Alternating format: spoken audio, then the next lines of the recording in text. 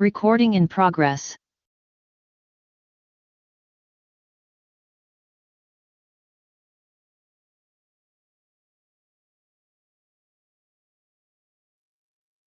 Good morning, honorable members, support staff.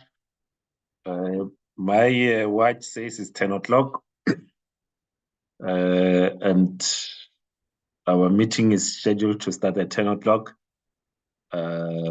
Welcome to the meeting of the Impeachment Committee for the Section 89 inquiry. Just wanting to check with the committee secretary, Temkosi, if we do have a quorum of members in attendance. Good morning, Chairperson, and good morning to the honorable members. Yes, Chairperson, we do have the quorum for the meeting. You may proceed. Thank you so much. Thank you very much, Temkosi. Just to indicate, honorable members, that this is the ordinary meeting of the Impeachment Committee. We have two key items that we are going to be looking at, and I hope you are also enjoying your constituency period. It's the second last week of the constituency period, but ourselves as the Impeachment Committee, we continue our work. And we have always said that we focus on the things that we can control and leave the other things in the hands of those that deal with those other matters. As you would know, honorable members, that there was the interdict hearing that was held last week at the Western Cape High Court. We have been informed that judgment will be delivered on Friday at 10 o'clock in the morning. So as soon as we have the judgment or the ruling of the court, we will share it with yourselves. Temkosi, if you could just apply the agenda for us.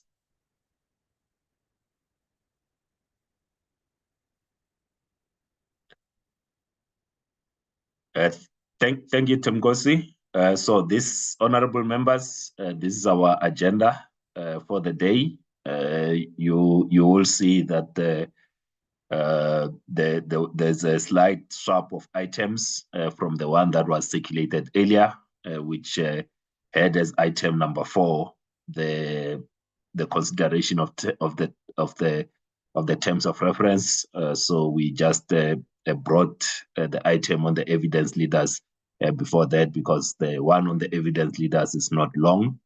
It's a short item, and we can deal with that matter as quickly as we possibly can, and then that will then be followed by the consideration of inputs on draft terms of reference. So it's just the change of orders, so we did not change the items to be discussed today. I see the end of Honorable Swart. Good morning, Chair, and morning, colleagues. Chair, we forgot to pray, but that's we can do that another time. But I just wondered whether we would go beyond the time today, given that the draft terms of reference are, the matrix is more than 114 pages. If so, I might need to tender an apology if we go beyond 1 o'clock. Thank you, Chair. Thanks very much, Honorable Swart, and thanks for always reminding me to stay true to what we had resolved in terms of the need to start our meeting with a moment of silence. That's something that I have to ensure that it happens. I see you, Honorable Litchfield. If I can just ask honorable members, as we have been diplomatically reminded that we're supposed to have started the meeting with a moment of silent prayer or meditation, as we had resolved in the last meeting. If we can just observe a moment of silent prayer and meditation, then we'll proceed with the meeting.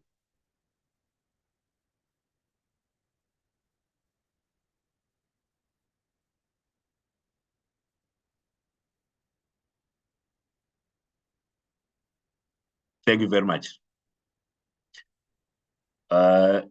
Honorable Litchfield. Thank you, Chair. I think, like Honorable Swart, if we go beyond the time, I will ask to be excused. I have a joint sitting at 2 at the Pan-African Parliament. I actually have one even this morning, which I'm missing. Thank you, Chair. All right, thanks very much. So yourselves and Honorable Swart has moved ahead. I wanted to come to item number 2, which is apologies. Ask Temgosi if we have received some apologies, but noting the apologies of Honorable Litchfield and also the apology of Honorable Swart in case we don't finish by 1 o'clock. Temgosi, if you could just go through the apologies. I see the end of Honorable Daniels. I'll come to you, Honorable Daniels. If you can just get the apologies first, unless if this is a point before apologies, Honorable Daniels. Good morning, Chairperson. Good morning, colleagues. No, Chairperson, I will wait until you give me the opportunity. Thank you. Thank you very much. Temgosi, apologies received?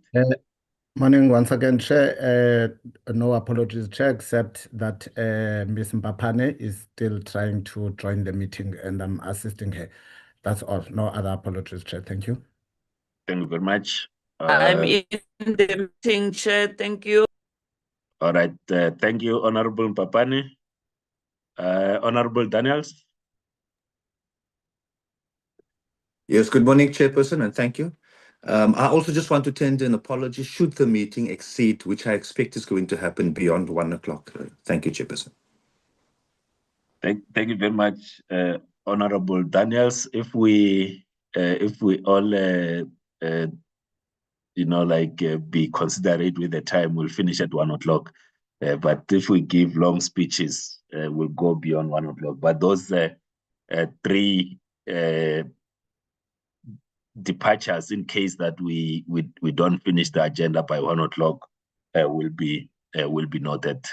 So let's note those apologies, honorable members, and then move to item 3, the tabling of correspondence since our last meeting. Temkosi, if I could just ask you to table the correspondence that we have received. Thank you very much, Chairperson. Chair, the correspondence is from our last meeting, which would have taken place on the 24th. So on the 25th, the first correspondence to come in would have came from the MK Party. It was a formal nomination of an evidence leader. However, on the 30th, we received another correspondence from the MK Party wherein they withdrew the nomination of the evidence leader and replaced it with another senior counsel as per what is on the screen. And then, Chairperson, on the 1st of July, we received a letter in the form of a notice of motion from the MK Party calling on the committee to subpoena the speaker and obtain the... Just hold the Temkosi. Honorable Litchfield, is that the new hand or is the Ligas one?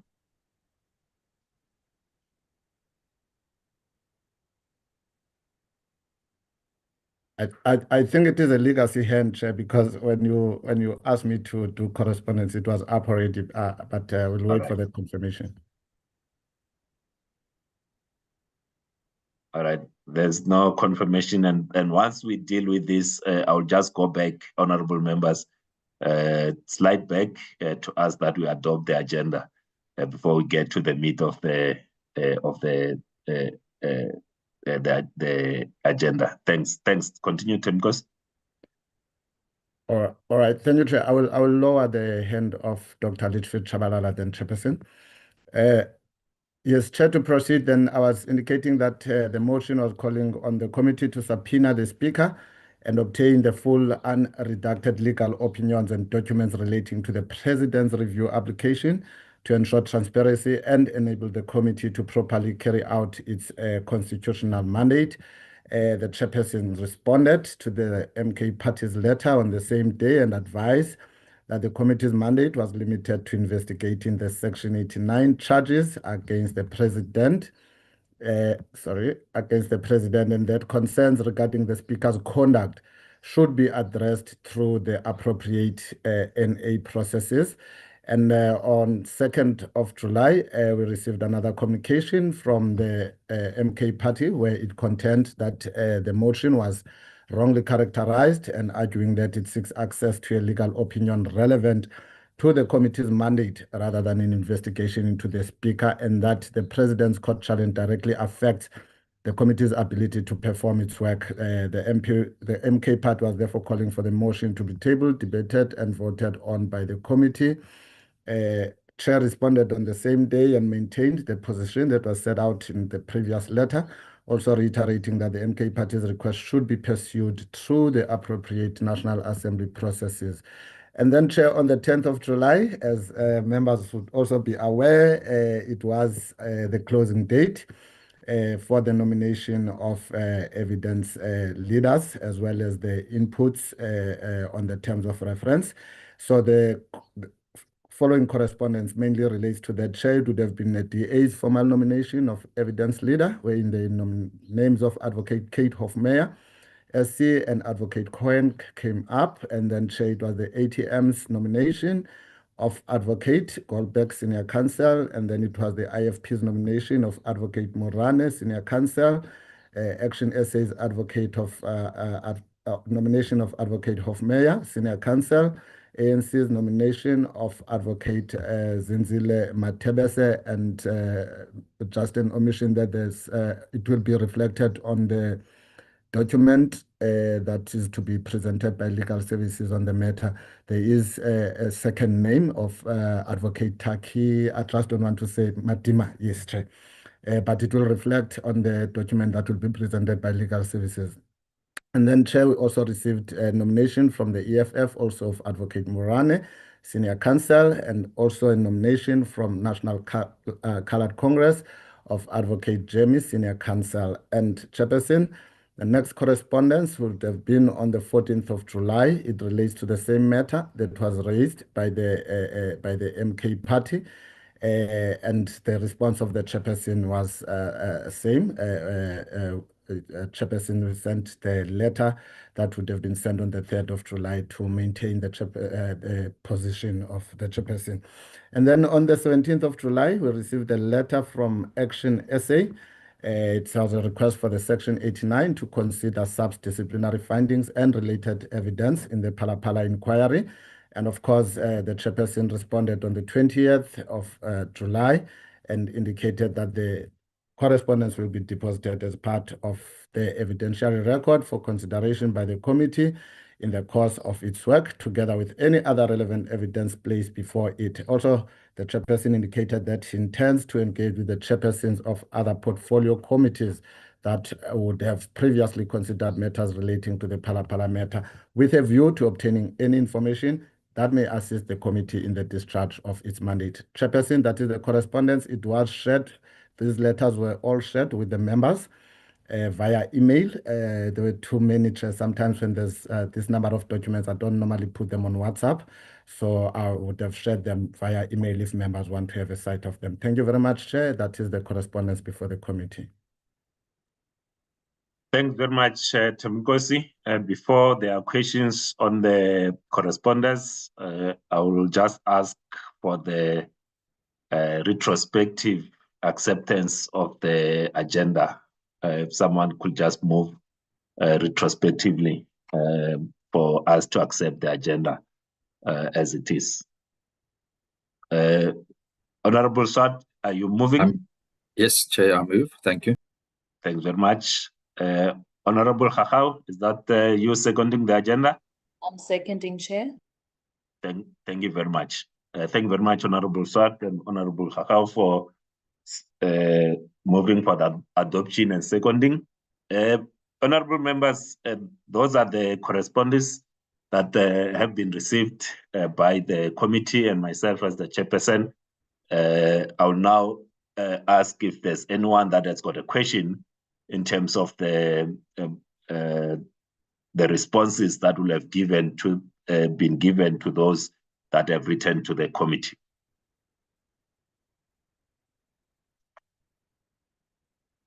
Honorable Dagmo.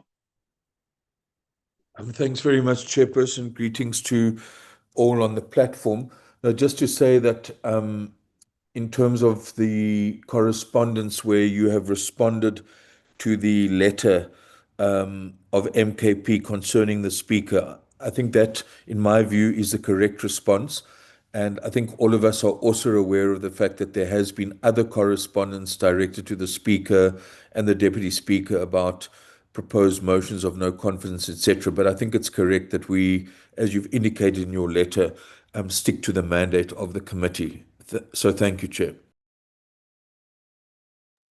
Thank you very much, Honorable Dagmo. And that's the position that we also I articulated even when we met in June, that we need to stick to the mandate of the committee. Like this is a committee with a specific function. Our mandate is not broad. We are established to deal with effectively the motion that Honorable Zungula tabled. So we have to deal with matters relating to the charges that are contained in the original motion, and that's how narrow our scope is. And I always want to say that let's not try to broaden our mandate beyond that which is contained in the original motion, but also what's contained in the independent panel report. And like I said, and I want to repeat it, if there are any unhappiness with the conduct, the actions taken by the Speaker, let's use the National Assembly, and as if it relates to the use of finances and so forth, there's a committee in Parliament that looks at the financial management of Parliament. Let's use those channels, and let's not broaden the scope of this committee and make it a general committee. It's established to deal with the matters as contained in the original motion that was submitted by Honorable Zungula in terms of Section 89 of the Constitution. Thanks very much, honorable members.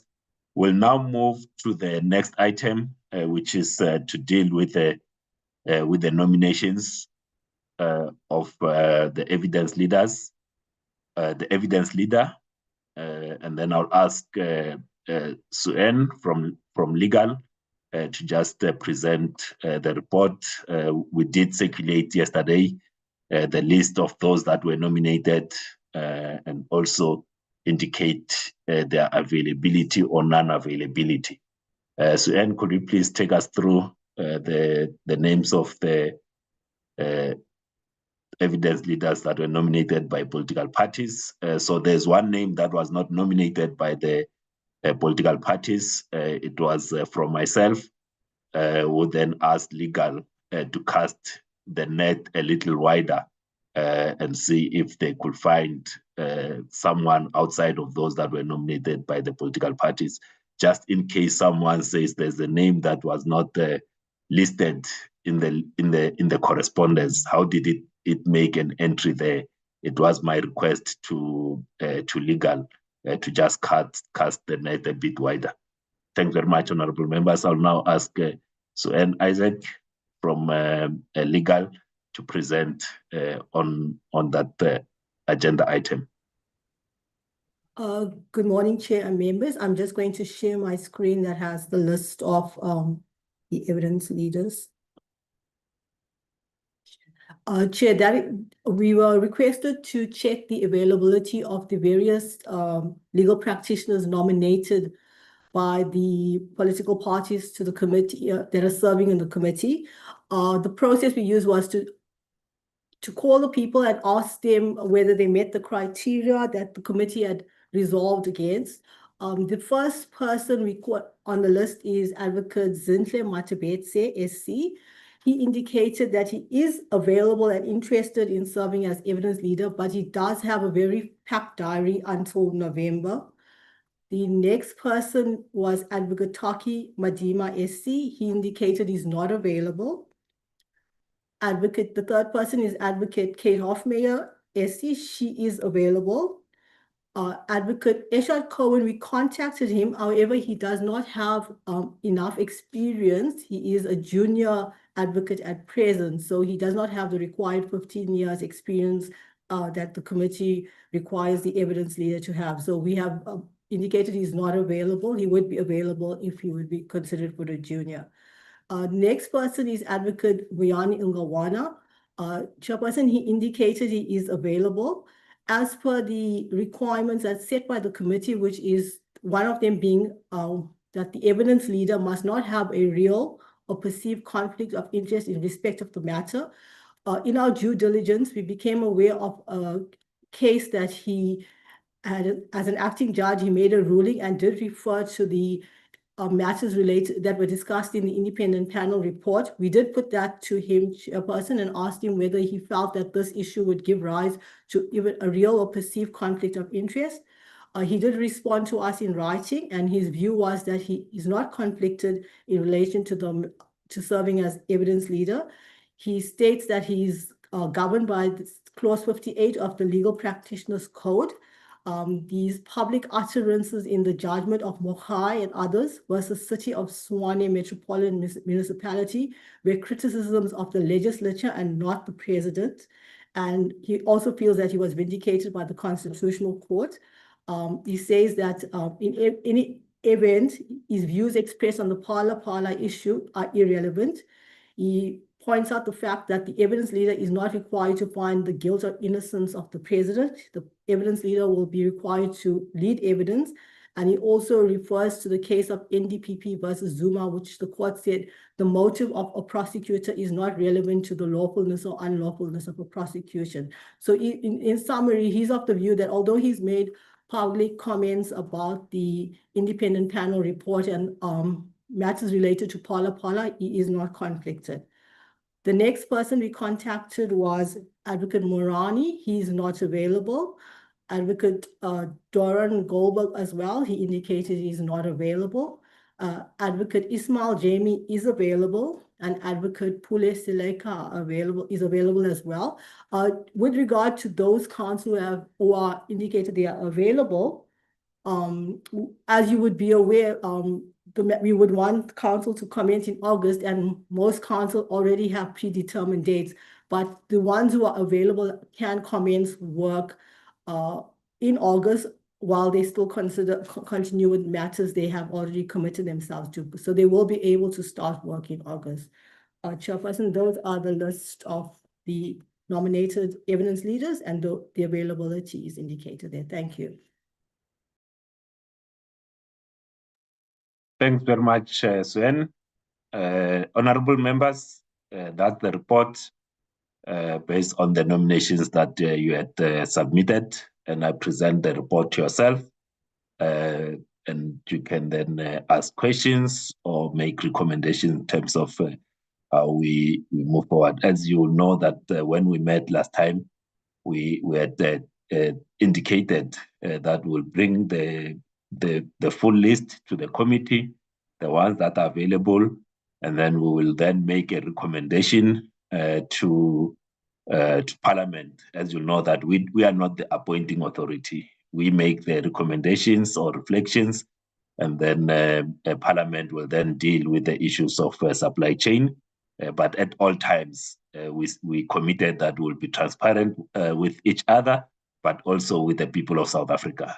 I see the hand of Honorable Mahlaule. Thank you very much, Chairperson, and greetings to you, and greetings to honorable members. Let me start by welcoming the list of evidence leaders.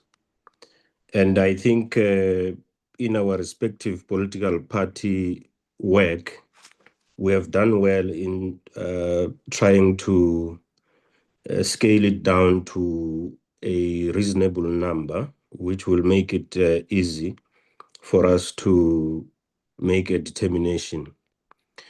I just have a concern with the issues emanating from the due diligence that was done by the parliamentary legal around the name of Advocate Vuyani Ngalwana, SC.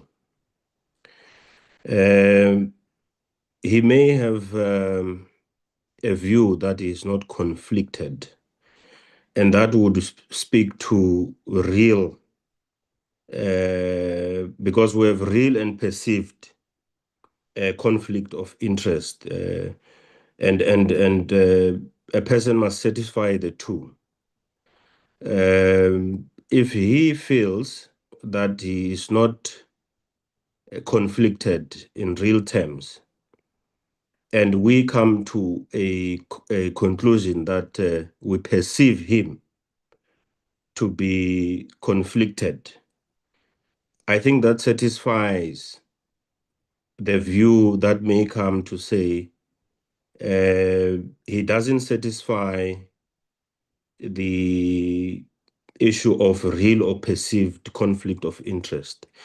And my view is that for us to enter into a clean process, we need to look at the perceived conflict of interest that is around his name, and rid ourselves from entering into a, for a lack of a better word, dirty relationship with perceived conflicted people on the matter.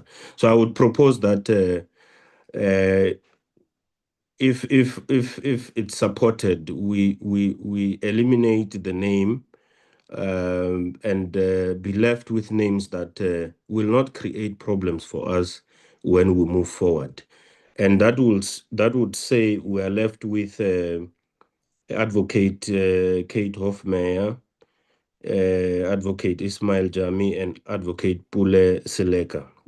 Now, we are meeting these names for the first time, and when I say for the first time, I mean formally. We may not know who Ismail Jami is, Advocate, and Advocate Pule, because we did not nominate them ourselves. They were nominated by some political parties. And we don't want to disadvantage these people because we have never seen them in a commission of inquiry like Advocate Kate Hofmeyer. And we want to suggest that maybe let's allow political parties to also do due diligence on the advocates, maybe extend it with a 48-hour, which is 2 days, and it will be a Friday, to satisfy ourselves that we know, so that when we engage with political parties, we don't engage from a disadvantaged point of view.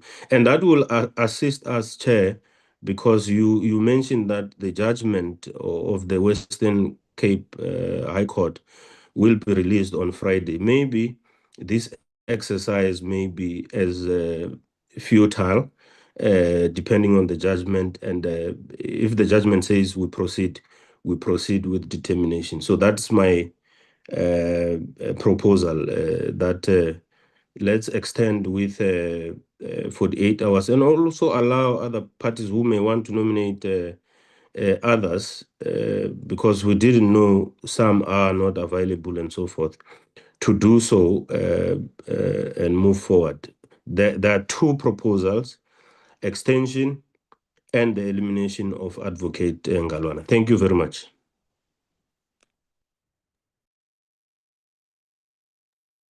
Thanks very much, Honorable Mashaule. Honorable Daniels. Thank you, Honorable Chairperson. Honorable Chairperson, I'll be very quick. I just want to put on record our dissent that we're not appointing authority. We're not the appointing authority. That Parliament has that competency, like you have said earlier on, Chairperson, and you're quite correct. But it doesn't take away the reality of some political parties nominating senior counsel. Those nominations will be procured eventually, which may have the prospects of bordering or being synonymous to a political appointment disguised as having been through the parliamentary procurement processes. There's no ways that it can exclude that close proximity of the party who's nominated to the one who's eventually going to be procured through the processes. I just wanted to express our dissent on that, and that we shall not partake on nominating any, or not nominating, on deliberating on this particular item, other than expressing our dissent to that. Thank you, Chairperson. Thank you very much, Honorable Daniels. Dissent noted. Honorable Advocate Breitenbach. Thank you, Chair. Good morning to everybody. I'm persuaded by the argument put forward by the Honourable Mahlaula. We would support a short postponement in order to round up on the due diligence, and perhaps we can have discussions between the parties and reach consensus on a candidate. It would be, I think, worth the time to try and reach that consensus. So I support that proposal. Thank you, Chair. Sorry, Chairperson, I've raised my hand. Chairperson. Honorable Shope, I'll note you. You'll come. You'll come, Honorable Shope. I'll add you on my list because I don't see the hand up here. I'll add you to the list. Honorable Ngobeni. Thank you, Chairperson. Given that, and good morning to all of the colleagues. Look, we are not opposed to the 48-hour proposal that there should be further deliberations for members to be able to do their due diligence. However, the idea of a further nomination or further nominations for us is not something that we would entertain, particularly because members or political parties were not limited to the number of nominations that they would have. And if we are to do further nominations, then we are also going to ask for a further 48 hours for us to make our due diligence. We agreed as a committee that we were going to nominate by a particular date, which all political parties submitted to, and then we've come to this point. And now that we have to deliberate on this matter, we are asking for a further 48-hour, and that is fine at this particular juncture. But we would not support that there should be any further nominations. We've got 4 names to work with. There's a suggestion that one be taken away. That's perhaps what we should be discussing, and then go forward from there. But there's no point in making any further nominations. And I would leave it there for now. Thank you very much, Chairperson. Thanks very much, Honorable Vessels. Thank you very much, Chairperson, and good morning to yourself and to the colleagues on the platform.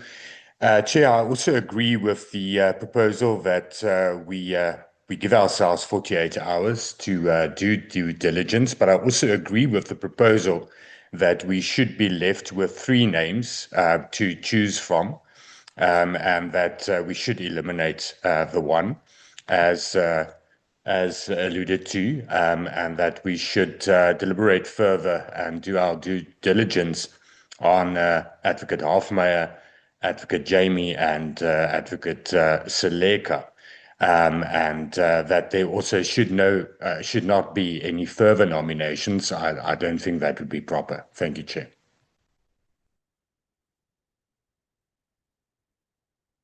Thanks very much, Honorable Zungula.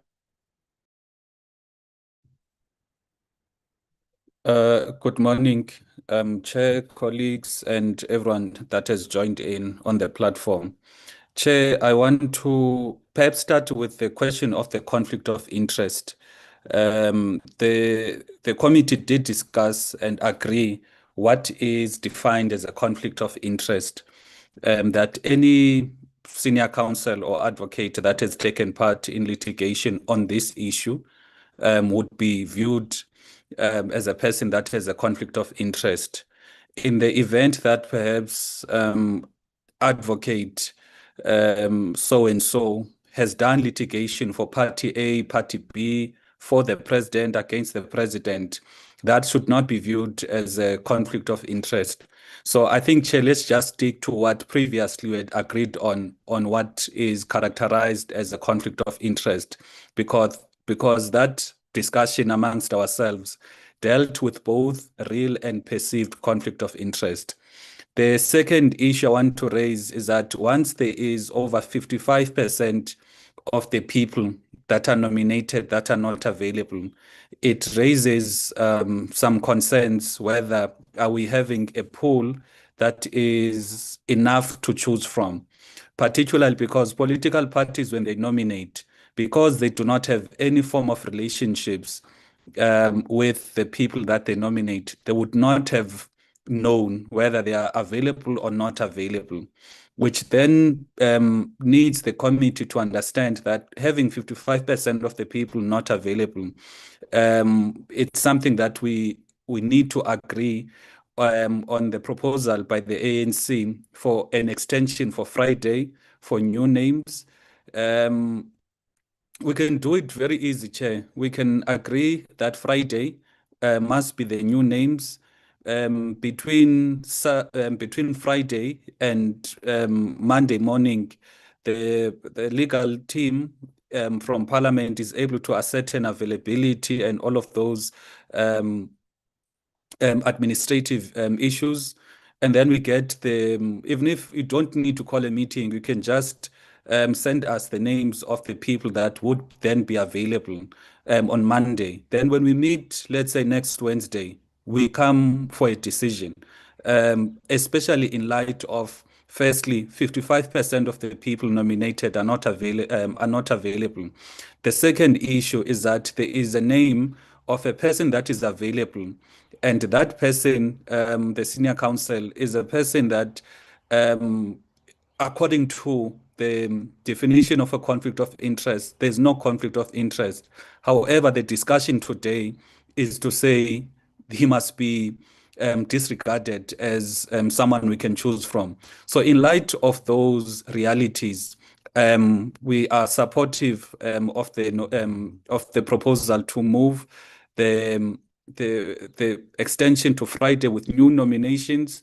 By Monday morning, we get the final list, and between Monday and Wednesday, as a committee, as parties, we speak to one another. We agree on the final, on who we can nominate. We do our due diligence, and then next Wednesday we take a decision. Thank you. Thanks very much, Honorable Swart. Thank you, Chairperson. Firstly, to deal with the actual perceived conflict of interest, the advocate refers to Section 58 of the legal practice, where he is of the view that there is no conflict of interest. But I think given the importance of this matter and the fact that every step of the way we will be under legal scrutiny and public scrutiny, I think that whilst he might pass a legal test, I think the perceived conflict of interest referred to by our colleague earlier should possibly hold sway. And I think that possibly that in the draft directives refers to real or perceived conflict of interest. And I think that is something we need to consider very seriously. Secondly, when it comes to availability, I think the criteria should be from August, obviously understanding when it comes to senior councils, they would have matters. And I do understand the concerns that 55% of the nominated members or senior council are not available. So I would support an extension for new names, given the fact of the importance of this matter in the public domain, the fact that 55% are not available. I would support that. I also support the fact that we can then consider by next week due diligence by parties, as well as finalizing the list by next week. Thank you, Chairperson. Thanks very much, Honorable Khadebe. Thank you very much, Honorable Chairperson. Greetings to you and greetings to honorable colleagues. Honorable Chairperson, I also want to express the IFP's support to the argument put forward by Honorable Mahlaule. I would not want to further unpack the proposal that he made, except to say that I'm rising to support his proposals. Thank you very much. Thank you very much, Honorable Hlophe. Thank you, Chairperson. Can you hear me? Loud and clear. Thank you, Chairperson. Good morning to you and to honorable members. Just 2 quick points.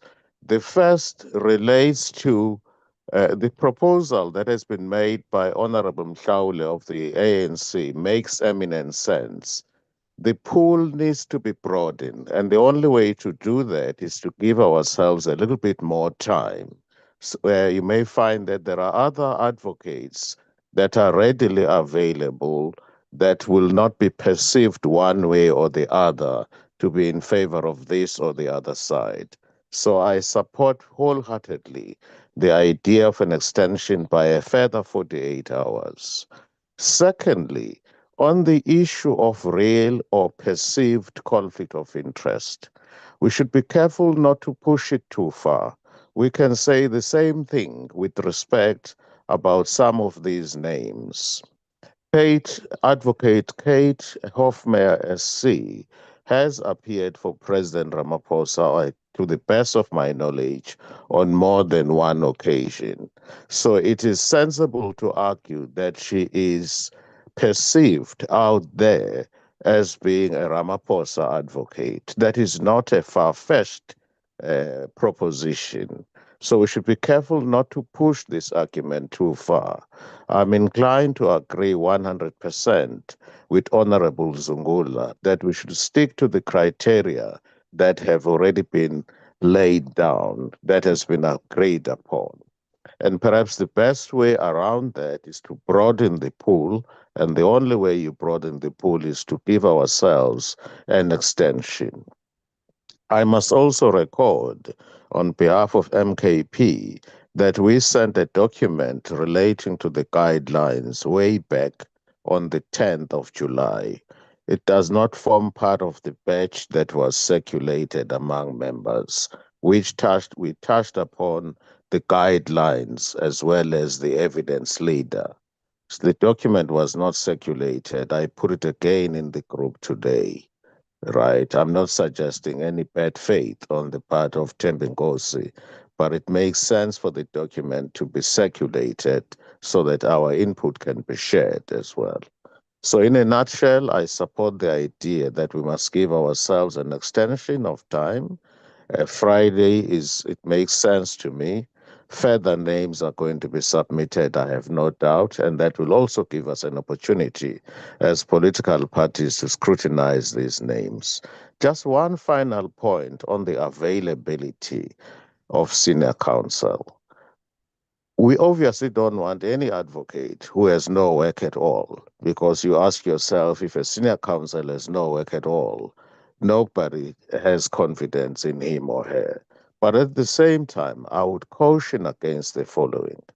We cannot have a situation whereby we are driven by the evidence leader. The moment the advocate has been accepted or appointed as an evidence leader, there is a duty on him or her to forego other work, return the briefs.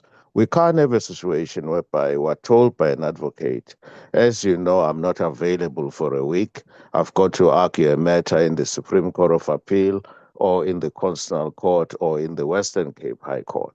Once an advocate has been appointed, onus is on that advocate to make appropriate arrangements so that the file can be returned. We all know that Senior advocates will always have junior advocates accompanying them. So it's easy to replace them in certain matters. I know this from my years as a judge.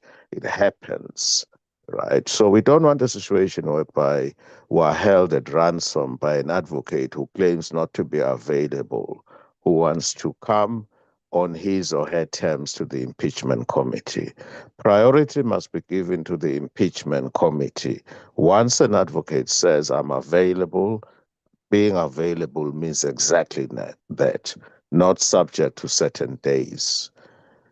I submit. Thank you so much, Chairperson.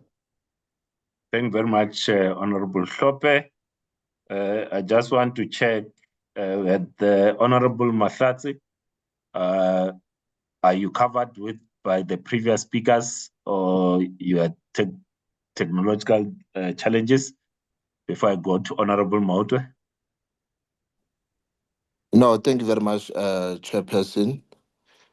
I have just 2 points, but fully agree with previous speakers. Moreover, the first speaker, Honorable Mohlaole, that I concur with the proposal of an extension and also allowing political parties to submit other names.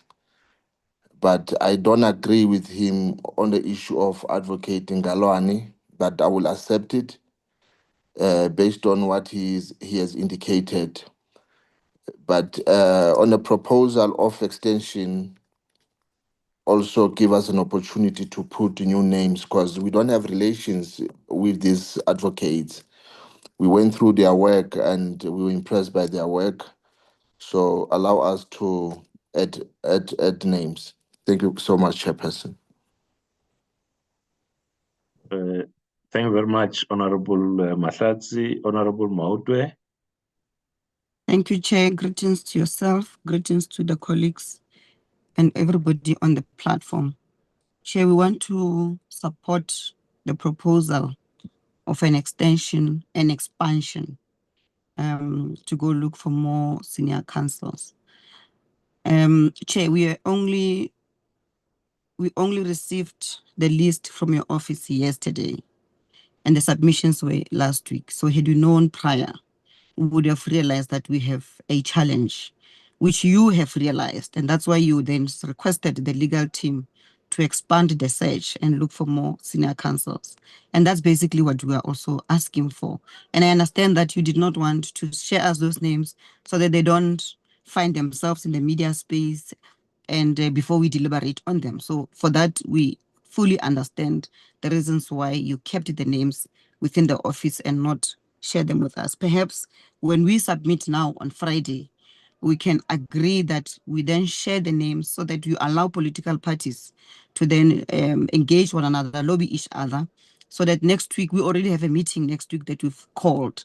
So next week, when you come to the meeting, then it becomes an easy exercise of a name that has already been canvassed among political parties, and you don't have to spend so much time deliberating on the name. So in short, Chair, we support the extension, and we also support the fact that let's go and get more people, because we have an issue here. I mean, if more people are not available, it's a fact, it is there. It doesn't really help to be left with few people, which are now as the committee confining ourselves to when we can just expand on the names. Thank you, Chair. That is our submission. Thank you. Thank you very much, Honorable Litchfield, Dr. Litchfield. Litchfield Shabalala. Thank you, Chair. Dr. Litchfield Shabalala. Thank you, Chair. Chair, I don't want to sound aggressive, but in all fairness, I just feel that we are being muzzled here. If the legal department had issues with the MKP submission, they should have written to us prior and warned us, because then we would have gone back and said, oh, we have another candidate. But for us to come here and we are told, oh, this one is falling off and this one is falling off, we are not even in agreement, actually, by the way. We are just being informed. It's not a democratic decision.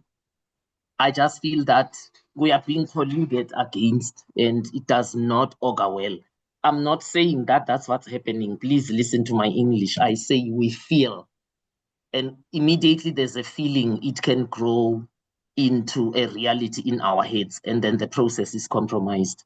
They truly should have informed us, not come here and tell us your candidate is disqualified and the process is closed. We are moving forward with the names that are given on the screen. So all the honorable members that spoke have covered me, except for Honorable Khatebe. I propose an extension beyond Friday. I think I propose a 7-day one. So I think we should agree. There are two proposals on the table. Some are saying by Friday and some are saying 7 days. I think that's what we should vote on. But yeah, I agree. What we are doing right now is a process called settling. We are settling for the names that are here because some are not available. We are not sure if that's the best of the crop. We are just settling. So yeah, I think I want to propose that, Chair. And I don't know, for me, Friday is neither here nor there. I'm not sure this is the platform to discuss it, but it's neither here nor there. There is no lower court that can revoke the decisions of a higher court. It will go into the Guinness Book of Records. So however we look at this committee is going to continue. Thank you, Chair. Thank you, Honorable Litchfield Chabalala. Just to say that the presentation that was made by legal indicated that the Honorable Ngalwana was available. They raised the point. Remember what we had asked was amongst the criteria, there was the issue around the conflict of interest. It would have been unfair on their part, having discovered something, not to raise it with the committee. So legal has not made the point to disqualify anyone. That's why from a legal side and also from myself, is on the list, listed as available. And we present the list to the members with the issues that we'll have picked up during the due diligence. So just in the spirit of transparency, and not tomorrow you wake up and then someone has picked up an issue and we say, but why did we not share this with the committee? So the issue on his disqualification, it's not that yet. It hasn't been decided on. I haven't put any of the recommendation or proposals to the vote. I will put all of them to the vote, and it will be the committee that ultimately have to decide on the proposals that have been submitted. Honorable Kwankwa.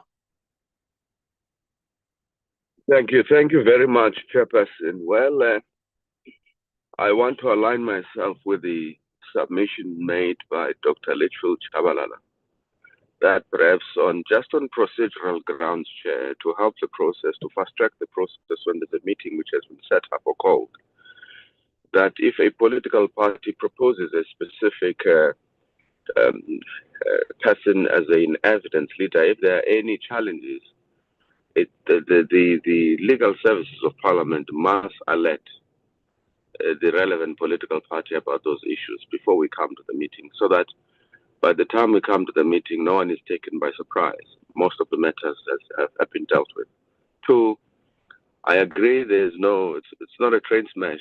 It's not earth-shattering for us to propose that we need to extend the deadline to Monday, as our colleagues have said, to say we submit the final names by Monday, and then we can meet on Wednesday to decide on who's going to be our evidence leader. So I want to support that proposal on behalf of the UTN. Thank you, Chair. Thanks very much. Honorable, I see iPad. Who's iPad? It's Honorable Malema. I'll note you, Honorable Malema. If Temgos, if we could please rename the iPad of Honorable Malema, and then we can then proceed. You'll come after Honorable Ngobeni. Second bite, quick one, Honorable Ngobeni. Thank you, Chair. No, it is going to be a very quick bite. I just want to deal with just a matter of principle to say the idea of nominations and people being unavailable. I think as political parties and as people concerned here, we may or may not have our nominations available or not available. I think when we want to say we don't want these processes to be delayed, let us also not be the ones who delay our own processes. I think that we should be clear in this meeting that perhaps political parties now going forward, shall the meeting agree that we proceed with extending and also extending further nominations, can political parties perhaps submit more than one individual, so that when the due diligence is done and all of the 5 names that I will have submitted, for example, say they're unavailable, can we not re-rotate once again? Because we know that we want each and every one of our own selections to finally become the evidence leader. But as a matter of principle, let us agree that when we go forward now, after this moment, we don't come back to this moment once again, because we know that if people are really, really good, because that's who we want people who are really, really good to lead evidence in this regard, they may not find themselves being available. And so for me, it is that, and I just wanted to assert that, and also to remind the meeting that there was never a limit on how many names could be submitted. I just wanted to make that assertion and that point. Thank you, Chair. Thanks very much, Honorable Malema. No, thanks very much, Chair, and good morning. I just want to touch on 2 points which were made here. One is that you asked the staff members to make a nomination, to look for a nomination and make a nomination or something like that. That is not the decision of the meeting. You come from a political party. And if you want to make a nomination, go to a political party and make a nomination. And let's deal with that, because you are not going to have more advantageous things than all of us, where the staff members do things that we were told to do as political parties. I think because when you are there, you are for all of us. And therefore, whatever resource you use there, you're using it on behalf of all of us. This thing that the chairperson is going to look for, what noise, we didn't say chairperson, because when we say chairperson, it means it's us. So it was wrong what you did. It must not be repeated. If a resolution says political parties, let it be political parties. If a resolution says the chairperson of the committee, together with political parties, shall look for evidence leader, then let it be done like that. I think we must not have a confusion when it comes to that. The second thing, there was another illiterate input which was made here, that when a person is nominated by a political party, that person will be aligned with that political party throughout this engagement. That's so illiterate. I mean, if you know how legal practices work, you should be ashamed to even suggest that. Because let's take, for instance, Advocate Ngai Toby. He has been representing EFF, he has been representing ANC, he has been representing different kind of people. Today, when you appear before the Constitutional Court, are you going to say this person once represented EFF, ANC, therefore they will always be aligned? It's so uneducated, and therefore it doesn't mean anything and not worth even being said on a prestigious platform like this one, Chair. But otherwise, I agree with almost everything that comrades have suggested, especially that we submit the names Monday. And I will suggest that when names are being suggested, let them be pushed to other political parties. If I say, I nominate so and so, obviously I'll send to you and your staff members, Chair. And then your staff members do not have to wait for Monday. They just have to send to all political parties. Please find, or you can drop it in the group, please find the EFF nomination for evidence leader. So that we don't see those things for the first time. When we come, we all had an opportunity to make a preliminary investigation on these individuals. Thanks. Thank you very much, honorable members, and thanks for the inputs. So there were a number of proposals. One that seems to be finding a lot of favor is that there's an extension insofar as allowing political parties to submit further names, but there's a disagreement or varying takes in terms of what the deadline should be.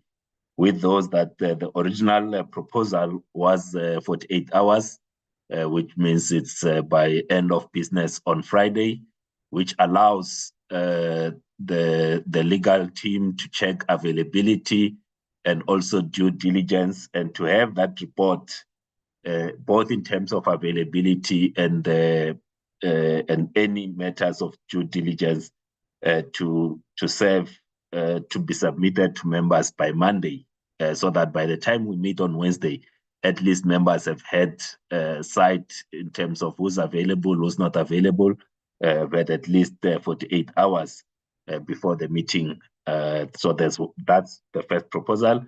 The second one is that the nomination be closes on Monday, as I hear you correctly, Honorable Malema, that it closes on Monday as the second one. And there was one which was asking for 7 days.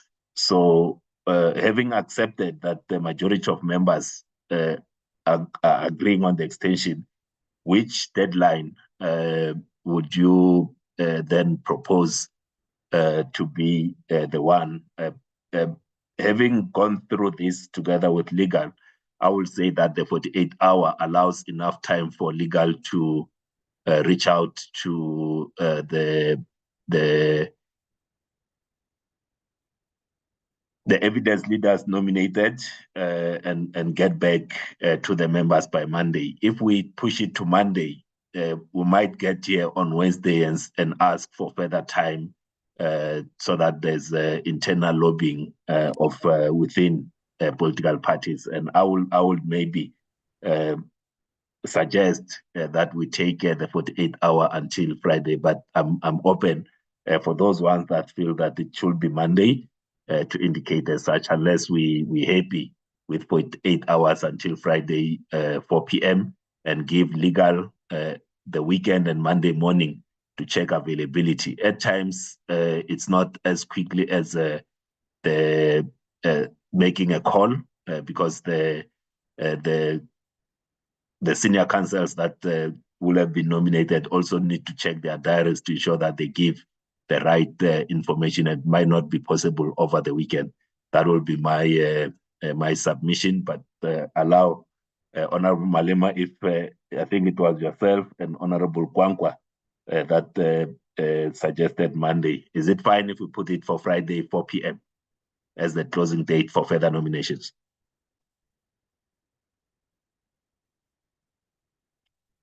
Honorable Kwankwa, will that be fine? And Honorable No Malema? objections. I have no objections to that, Chair, as long as there's an extension to the deadline. Thank you. Honorable Malema, you happy with Friday 4 p.m. and then allow legal to use the weekend to get the availability and due diligence?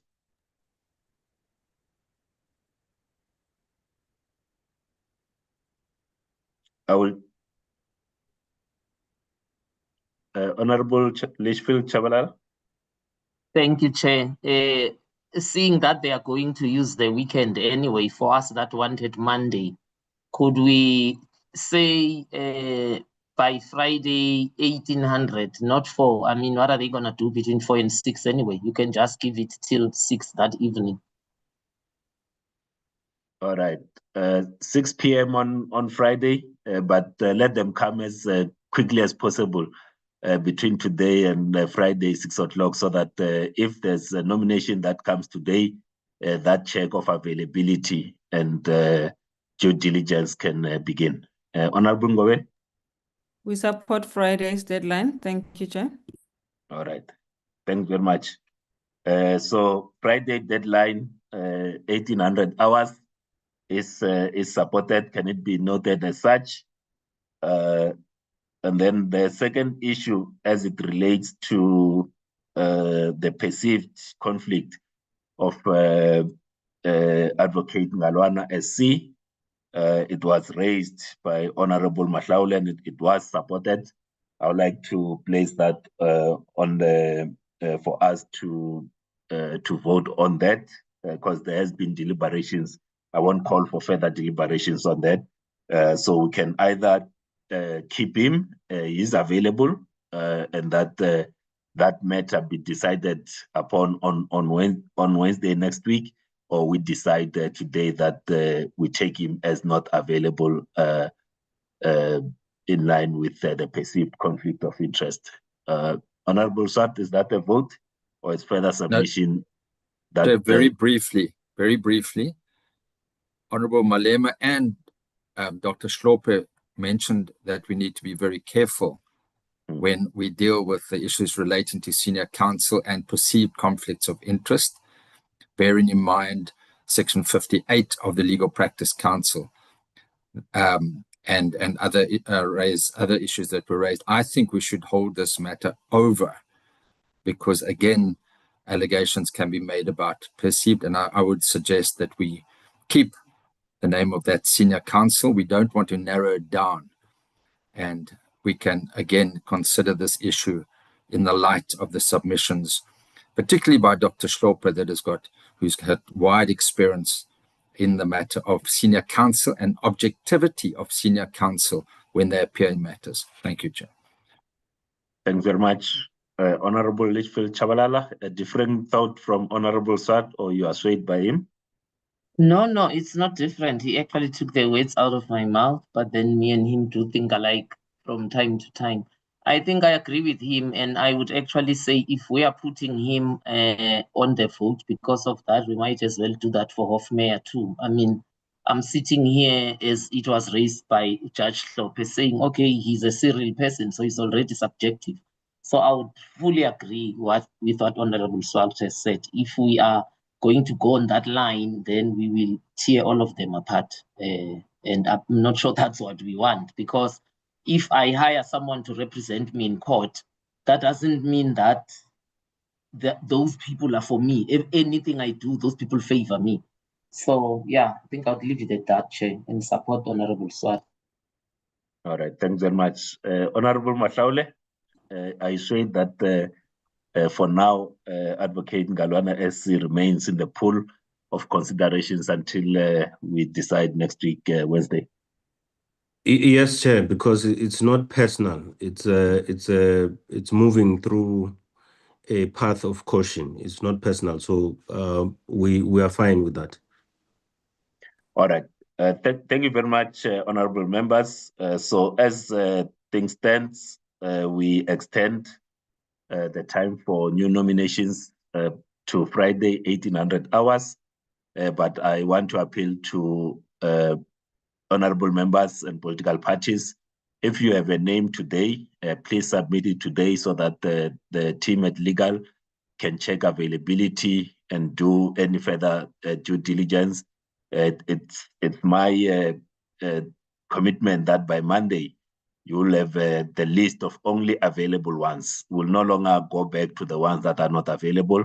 We'll give the list of those that are available so that you have enough time to lobby one another in preparation of our meeting on the 29th of July 2026, and that we keep the 4 names that are available. It's Advocate Hofmeyer, Advocate Slega, Advocate Jemmy, and Advocate Ngalwana in the pool, and that we are adding to this pool. So these 4 are accepted as available, and we are adding to the pool. That the new pool will then, of those that are available, will be circulated to members on Monday in preparation for the meeting of Wednesday. Agreed to? Agreed. Agreed. Yes. Agreed. Thank you very much, honorable members. We now move to the next item, which are the terms of reference. Just to say that we did, thanks very much, honorable members, and for the extensive inputs that have been given to the terms of reference that were both in terms of the general reflection, but also specific proposals and amendments to the terms of reference. So how we are going to deal with this today, honorable members, is that there's going to be presentation. As you will know, that there was that document, a 114-page document that was shared We're going to deal with it. The content advisor will take us through in terms of the comments that we have received, but it will not be to read word for word. We'll also allow after this meeting, after we've gone through the presentation by the content advisor, general reflections, but then also subject the terms of reference to the same 48 hours for political parties to then be able to lobby one another where there are vast differences. There are areas where there's not massive differences, it could just be the wording, but where there's vast differences, that the political parties use the 48-hour window to consult with one another and move towards, let's call it, closer to consensus, so that by next week, Wednesday, we've got at least a document a much thinner document that we can work with for next week. Is that in order, honorable members? We allow content advisor to take us through the metrics, and then we then give some reflections, and then the political parties will then, where you find that there's an input that you had made that another political party had a different input, then you can be able to persuade one another, and then you then submit that proposal to be considered for the new draft. Honorable Swart. Okay, thank you.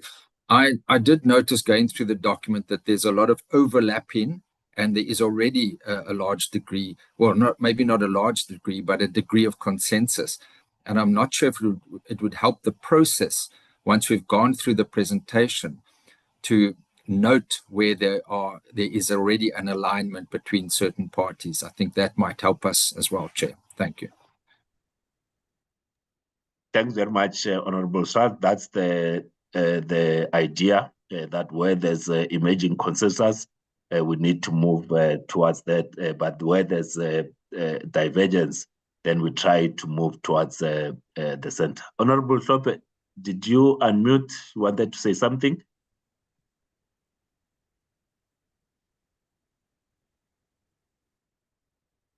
Oh, all right. I'm so sorry, Chairperson. My technology, I'm challenged here.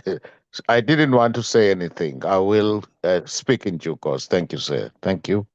All right. Thanks very much. Is the advantage of old? I nearly said old age, but it's maturity. It's maturity. Honorable Dagmar. No, Chair, thanks very much. I just think I hear your proposal around anticipating another 48 hours, but I would suggest that we do as you've suggested, Chair, where we hear the content advisor, we have broad reflections. We might feel that we need another day or two. We might feel Friday is fine. So I'm just appealing that we reserve that decision about how much time we might need until after we've had the reflections. Thanks. Thanks very much, Honorable Dagmar. I will now invite Advocate Nell to just take us through the metrics, and just to say that you don't have to read word by word, Advocate Nell, just indicate those areas that members need to note. Thanks very much. Over to you, Advocate Nell. Thank you, Chairperson and members. I am sharing the full screen. So on the left-hand side, members will see the terms of reference that was sent. And on the right-hand side is the matrix. I do apologize that we did not have the MK party submission on the terms of reference. I worked on the documents that were sent to me, and that was those 8 submissions listed there. Chair, I see there's a hand raised. Just hold, Honorable, just hold, Advocate. Honorable Litchfield Chabalala. Chair, thank you. I think I was waiting for you to say something. The MKP input is not included in these terms of reference. How are you going to deal with it? Although there's proof when it was sent. So when we proceed with what's here, how is it going to be encapsulated? How will we deal with it? I'm just asking. And also, So- I'm not even asking why it wasn't included. I'm not even there, although it does beg an answer. Yeah, we will circulate the input of MK that will be considered as part of further developments of the terms of reference, and we'd like to apologize in terms of them not featuring here. But then, if I could just check with Temkosi insofar as the input of MKP. Temkosi?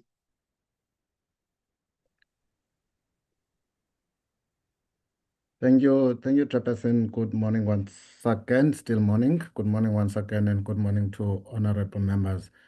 Chairperson, I think I need to be, maybe I have not received an NK party input on the on the draft TORs.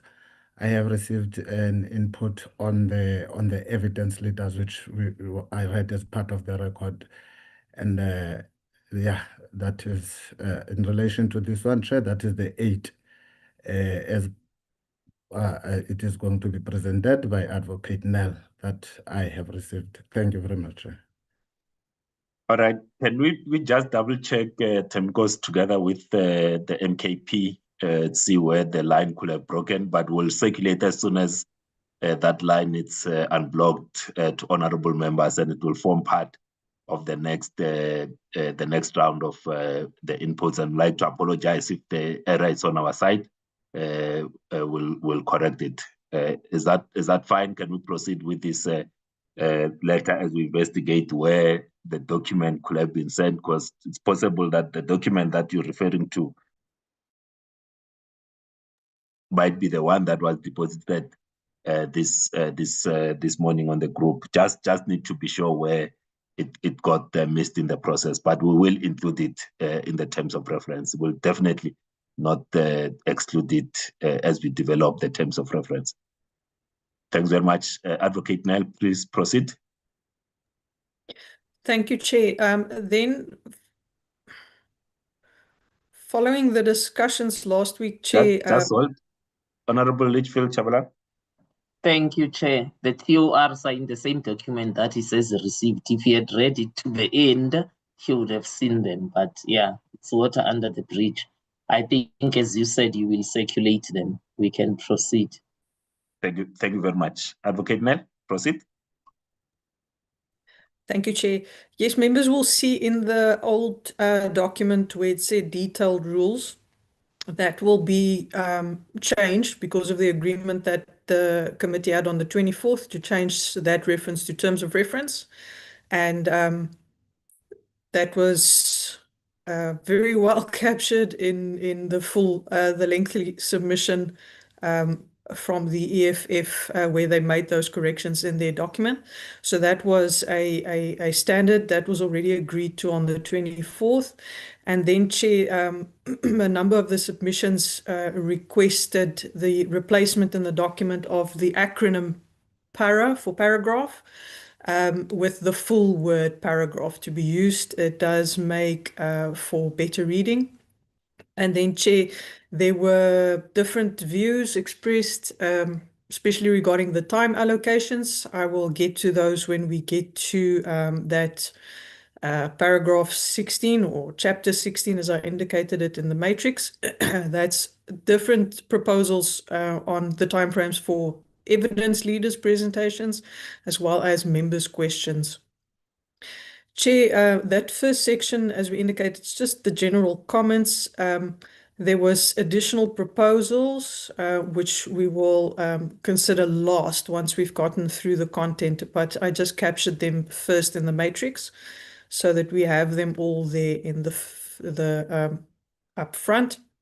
Some additions proposed by the ANC and then also by the EFF.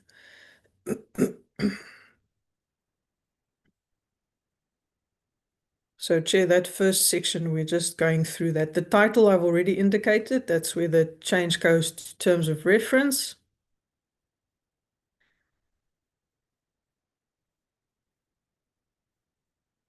And that is also supported by the IFP submission and the consequential changes that need to happen. Chair, then getting to the definitions, the first proposal in the definitions or for the definitions is a request to add a definition for sufficient evidence and prima facie evidence. So that was the first proposal we had. In terms of the ATM's proposal, that the definition for relevant motion should be amended.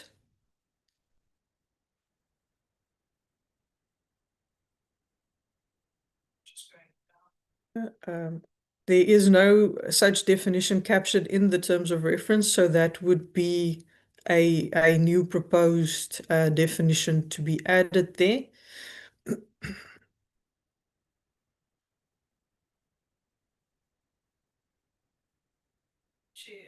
Also, a definition for impeachment motion to be added in terms of that definition proposal.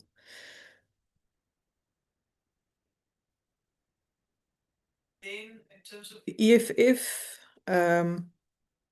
the submission on the definitions is to add a definition for assistant evidence leader. Let me just move up here quickly.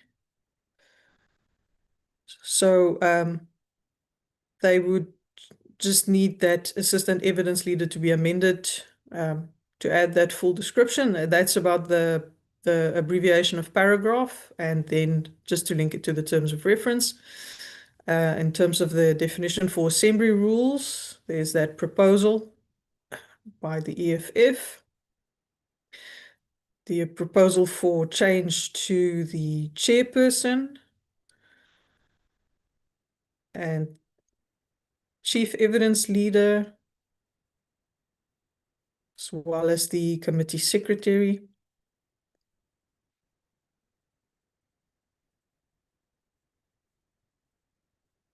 The definition for day, Chair, I think it's the capitalization of the word day, because in the terms of reference, it's a small letter.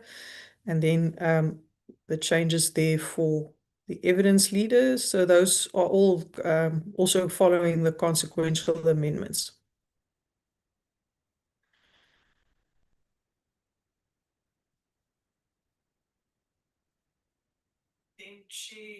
Also, some changes proposed to General Section 89 rules definition. That is more linked to that footnote as well. Then some changes there to hearsay evidence. Again, that's capitalization as well. Proposed changes to impeachment committee. The panel report.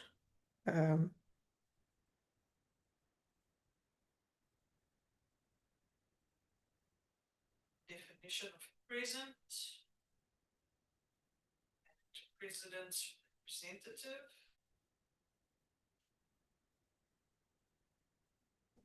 Chairperson.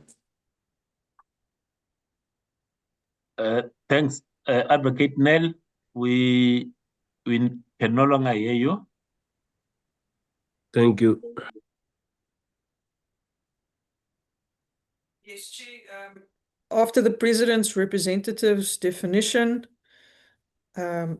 there's the Section 89 Enquiry definition, where there's a change proposed, as well as the Section 89 terms of reference. I'm just trying to line the two documents up, and then a change to witness, or an addition for a definition of witness instead of just the definition that we have of witness statement.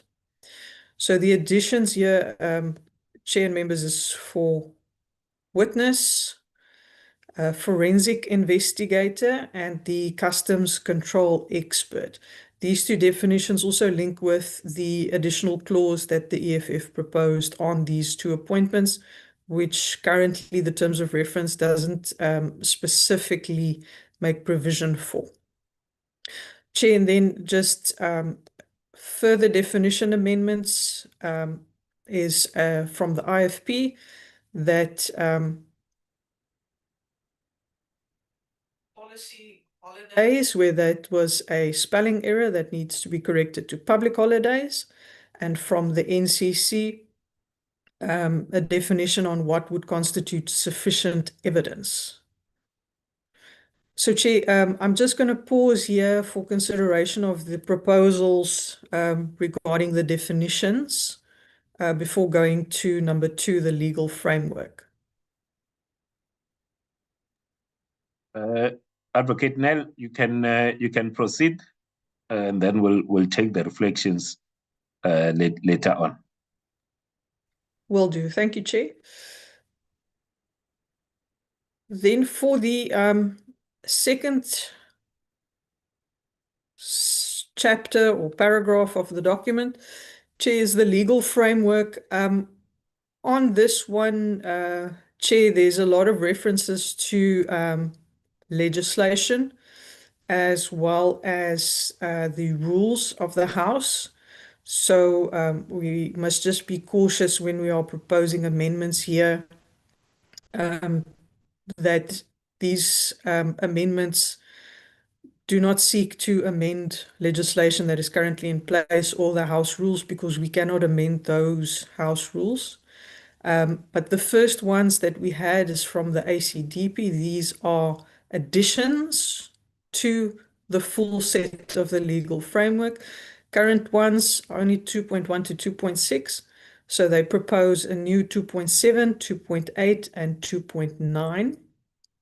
So the first one is on interpretation, as well as the nature in terms of the inquisitorial nature of the committee, and then the interpretation applied in a manner that facilitates effective discharge of the NA's constitutional responsibilities. So those are proposed additions to the legal framework. In terms of the ANC submission, they supported it as it is. In terms of the ATM, members would have seen in some of the general comments, some of those aspects highlighted in general will possibly flow through over to this section as well, but it wasn't specifically linked to a clause or a paragraph in this section. But the first is to expand on what are the powers of the committee. That could be an aspect that one would add, as well as indicated earlier in the general comments, and the objective of the committee, which is not specifically outlined in the terms of reference. So the nature and purpose of the proceedings, that's a proposed addition that would fit best within the legal framework section.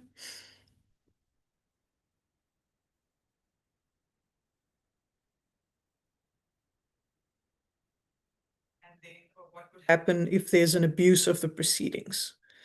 The constitutional threshold consideration would also be an addition to this portion.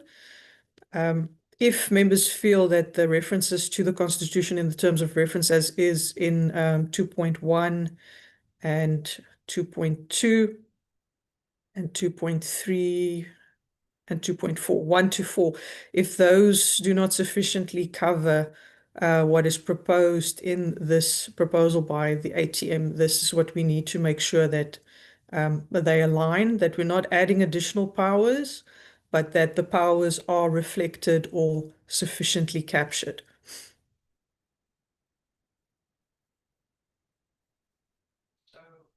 That this next one was serious misconduct, and that is what would be defined as serious misconduct for consideration, given the reference of it in the Constitution for possible grounds for impeachment. The submissions from the EFF were indicated as track changes.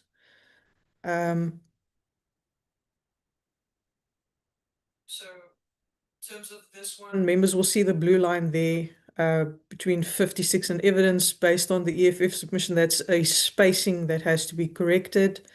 In terms of 2.2, again, it's a spacing that has to be corrected. And for 2.3, it was also, and 2.4, it was spacing corrections that were proposed there because it's a double space between the number and the first letter there. In terms of 2.5,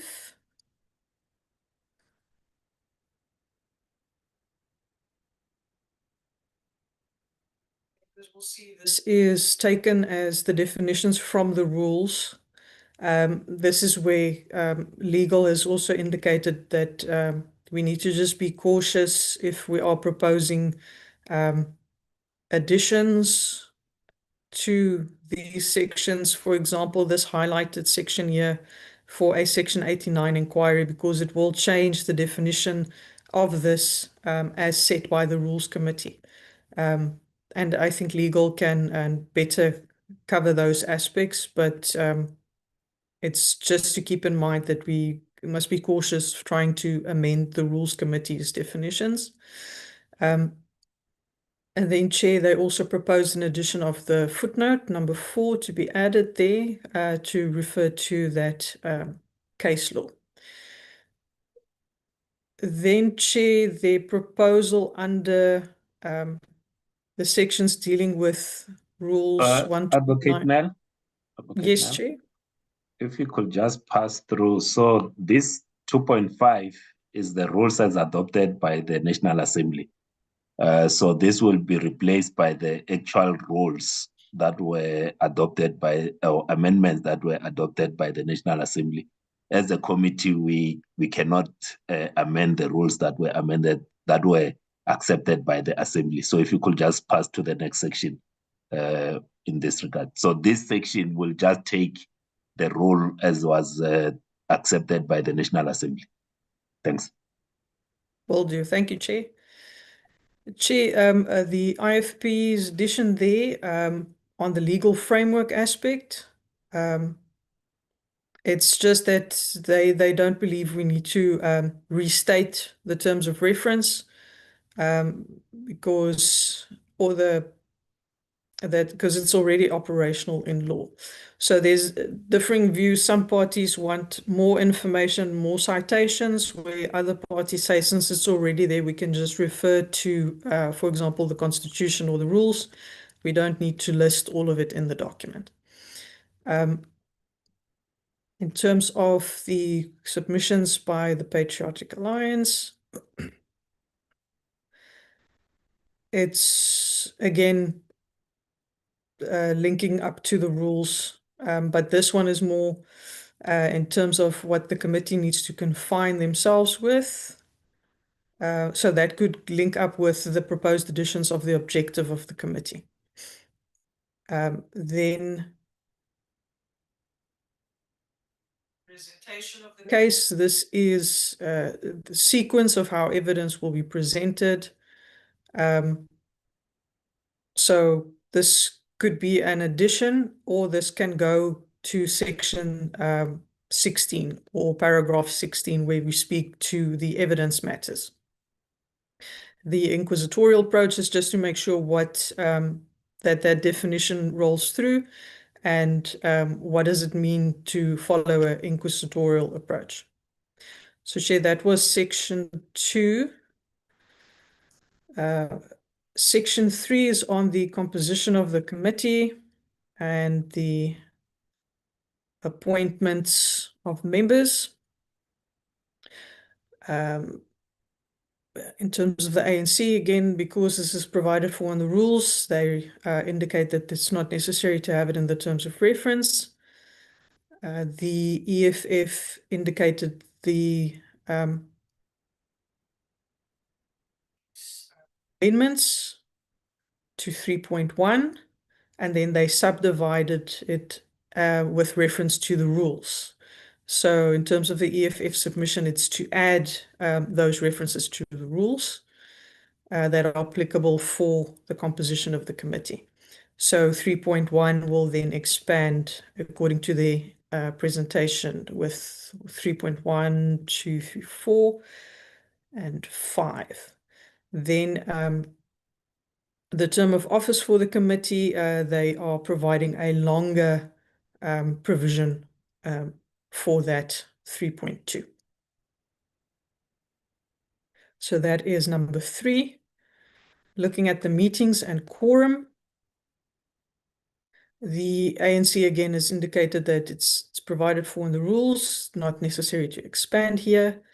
The ATM may have some of the general comments that were indicated above under general comments in terms of how the meetings will be ran and the flow of the meetings that can be considered either here or under number 16. In terms of the EFF's proposal is to change 4.2 to read as follows regarding Rule 60 sub 1, and then to amend 4.3 by adding 4.3.1, a subsection dealing specifically with the meetings. And then also they propose the additions of 4.4 regarding the quorum, and that links it back to the rules. Those are those proposals for number 4. Under number 5, again, it's linked back to the rules by the ANC submission. Submissions listed under general from the ATM may impact here in terms of the decision making. In terms of the EFF submission, they proposed the change to 5.1. It's in terms of the wording used there, the way the impeachment committee takes it instead of the manner in which. And then they add 5.1 reference to Rule 129N and the Rule 1582D. And then they propose the amendment of 5.2 to say that the voting must be must occur openly. In terms of number 6, for the chairperson, the ACDP proposes a new clause to be added. So that would be the addition of 6.4 at the end to say that the chairperson's ruling shall be final unless overturned by a majority. In terms of the ANC's proposal, they again are suggesting that it's already captured in terms of the rules, so it's not needed to be added here. In terms of the election of the chairperson as well and the powers of the chairperson. In terms of the EFF submission, they propose amendments to 6.2.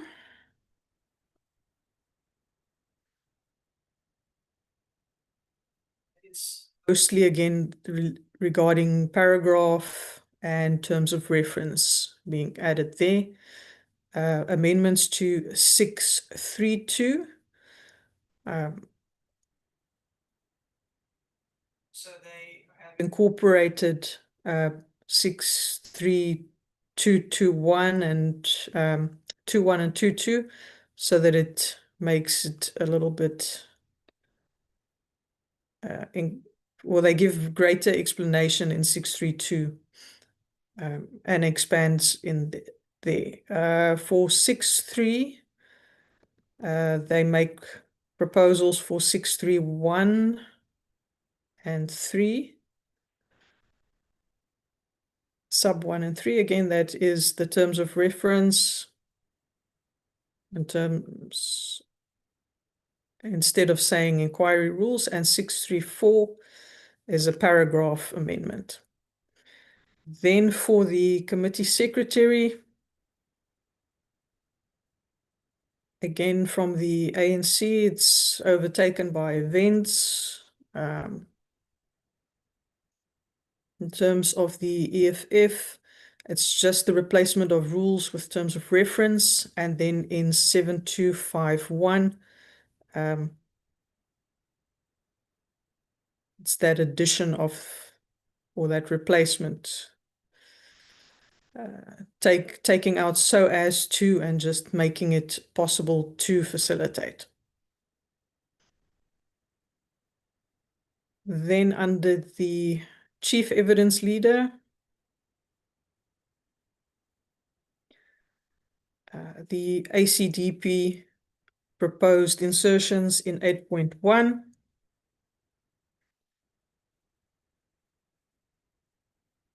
Based on the discussions that the committee had on the 24th. And then also for 8.7,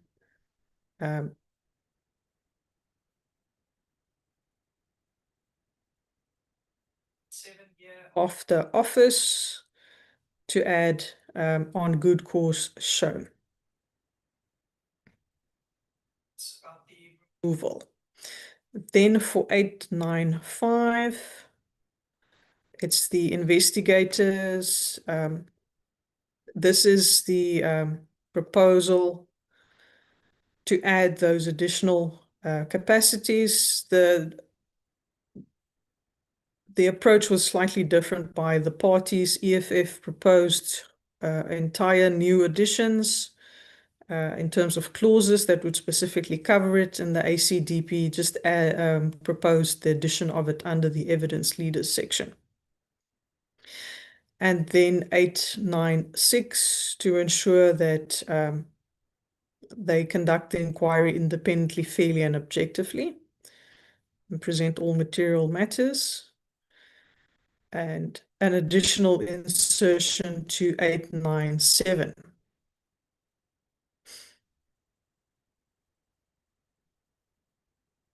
That's on participation by persons in the committee, witnesses being questioned, evidence being submitted, and if evidence is regarded as having been concealed, what would happen? In terms of the ANC's proposals, they've indicated that some of it might be too prescriptive. As the evidence leaders may need to or seek to adopt their own approaches. They indicated a partial agreement on the assertion of paragraphs 8.6, 7, and 9. 8.9 to 8.11 is regarded as operational, and 8.12 is supported. They do indicate that since the inquiry is inquisitorial in nature, that the evidence leader not act as a prosecutor. So it's just that there needs to be full clarity on the role of the evidence leaders, and then that they work in consultation with the committee, and that they do not limit the right of the members to put questions. In terms of the ATM's proposal, again, there's some tenets that needs to be fulfilled by the evidence leaders in terms of their work, that they need to assist the committee, lead evidence as outlined there in those bullet points. And in terms of what the committee will determine, for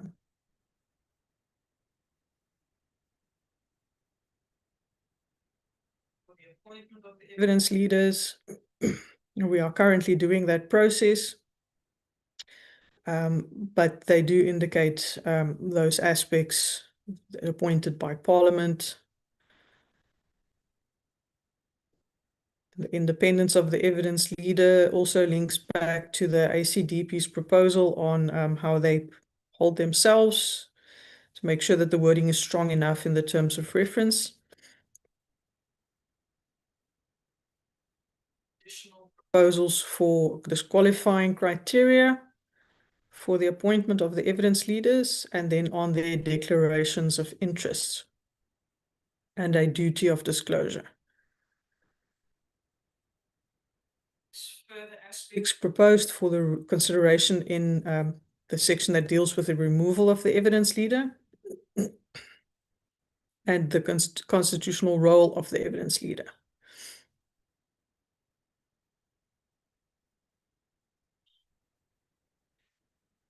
In terms of the EFF submission, there are quite a few numbering and content changes proposed, and those occur from 8.2. So 8.2 will be a new insertion, a new clause proposed there. And then the old 8.2 becomes 8.3, and they also propose an amendment there. They propose an expansion to the old 8.3 to be a new 8.4 to give a bit more information on the chief evidence leader's requirements, and then also for the assistant evidence leader, what is required for that appointment to be done.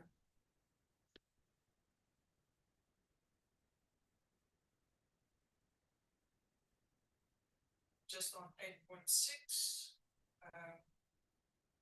is a change to 8.5. 8.7 is also a change to the old 8.6.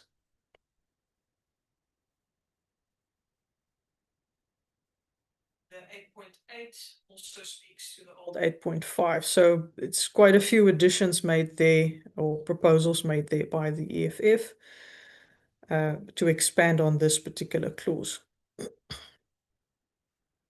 8.9 would be the old 8.6.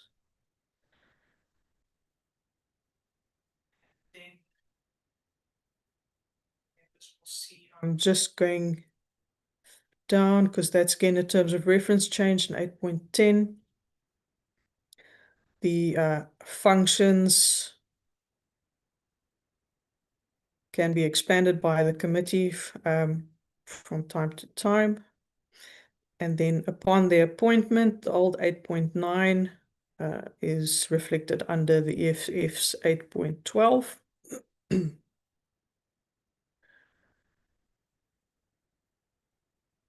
So there's an addition there of 8.12.2 as well.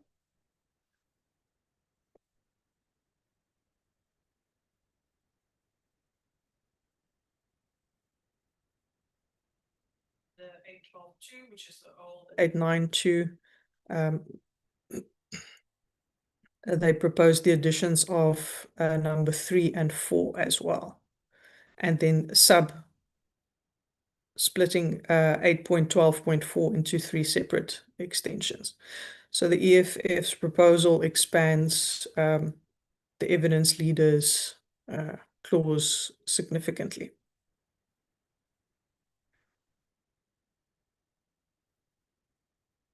Then the old 8.9.5 is 8.12.5 for the EFF submission. 6 is same. It's just the terms of reference and paragraphs, different expansion there. 8.13.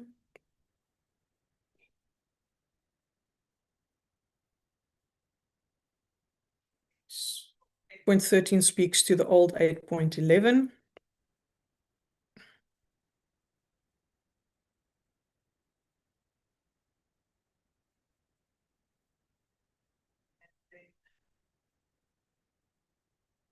That's all giving a bit more details to the affidavits and the information as would be submitted by witnesses.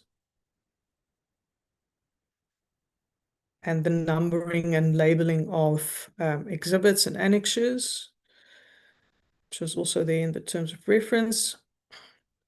The old 8.12 is now 8.14.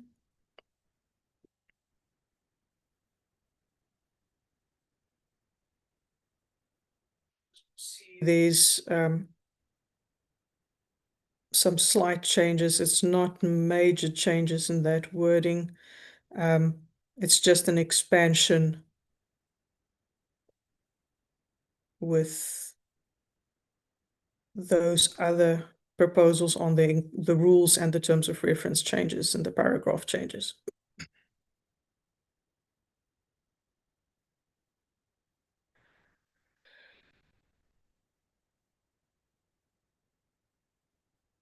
So that goes up until 8.14.42.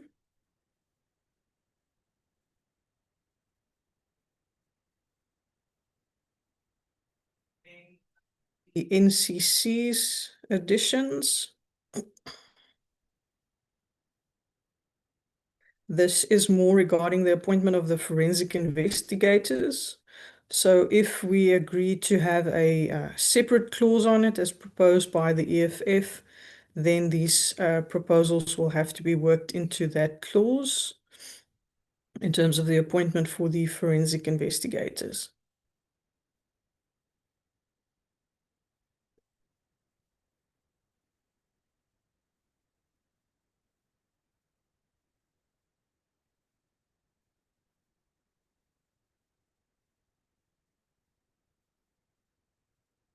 Section is the president's representative.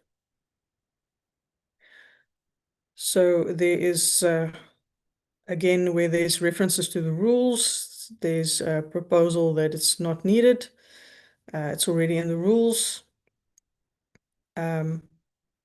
Correspondence to be dealt with administratively.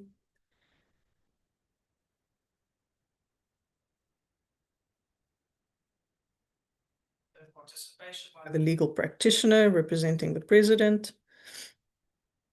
And then the request that there needs to be further research done regarding the best global practices regarding impeachments and some of the parameters that are proposed. In terms of the EFF's proposal, it's to amend 9.3.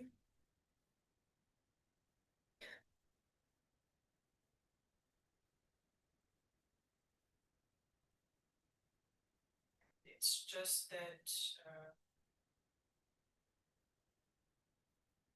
there's some references to the inquiry rules in 953 and 96.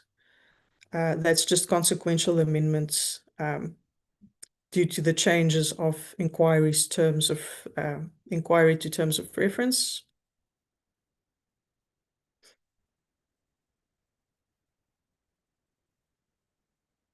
Then under 10,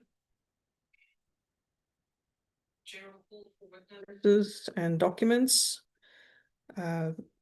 One proposal to remove this because the evidence leaders and the committee identify the witnesses and the experts to be called.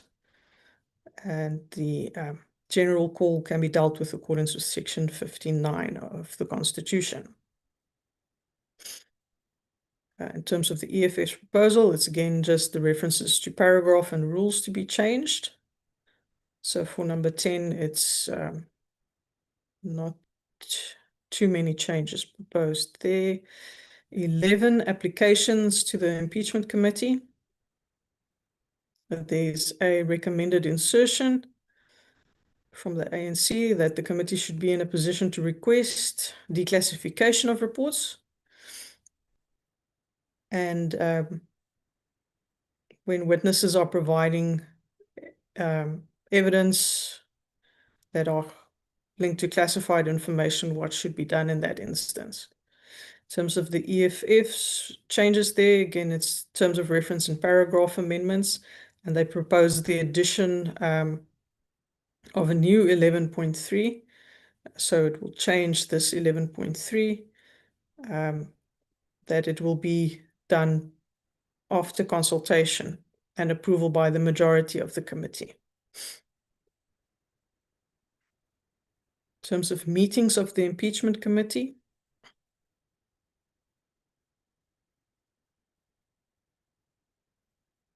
The Action SA has proposed that 12.2 be removed.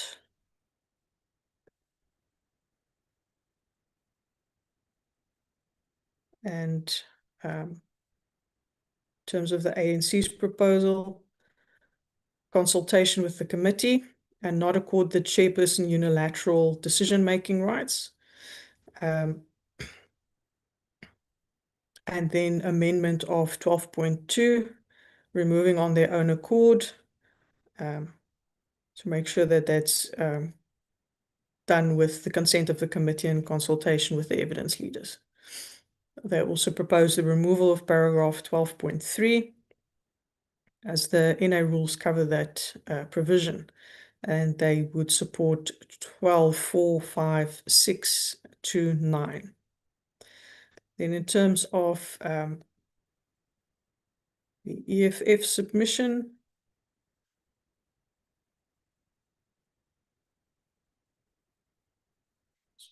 there's a third subsection to 12.1.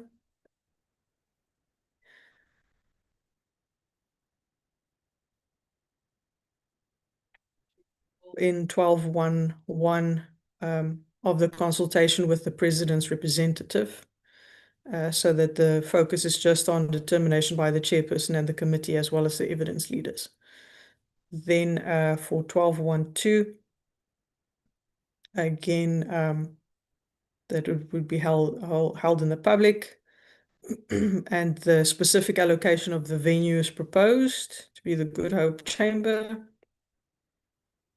And then the addition of number 3 is regarding possible virtual hearings of evidence. Then for 12.2, they also propose an addition, or at least a change. For 12.2 and 12.3, there's changes proposed.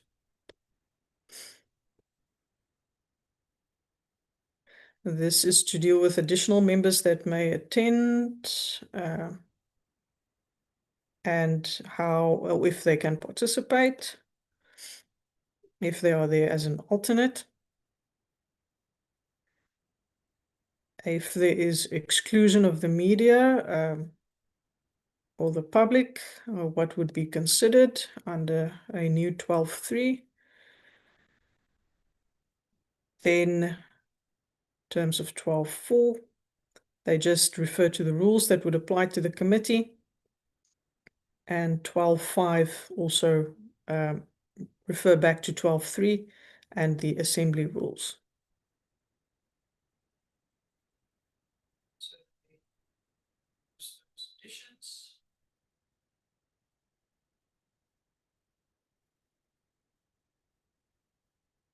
Then in terms of the input further from the NCC, limited sessions being in camera, continue with openness and transparency. In terms of media coverage, number 13, ANC supports 13.1, proposes removal of the remaining provisions, and Rule 167 covers the hearings of the committees. In terms of the EFF's provisions, there's a few changes.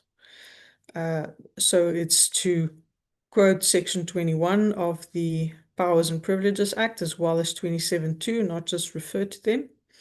And then 13.2, obviously consequential amendments to the numberings. And then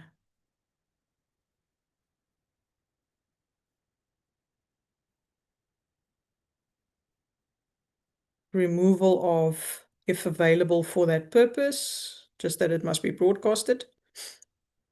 YouTube channel, again, available for the purpose, has been removed in their proposal.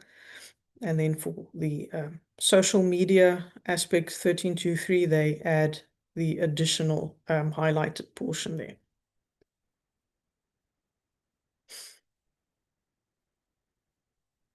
And the NCC's one is also that limited in-camera proceedings.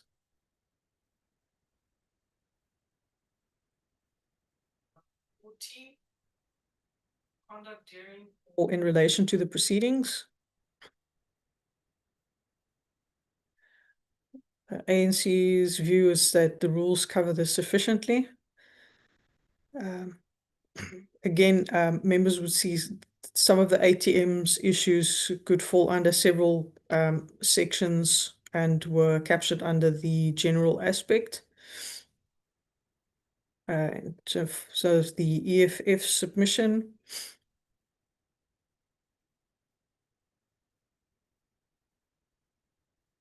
It's the addition of the president's representative and any other person. And they proposed the changes to 14.41 and 14.42.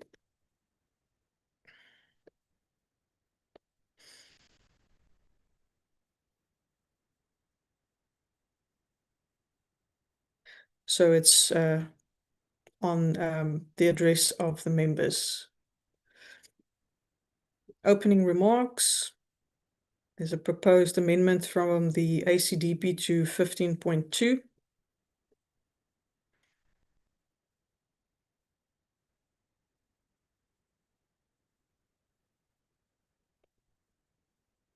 In terms of the ANC's submission, there's questioning sequence times.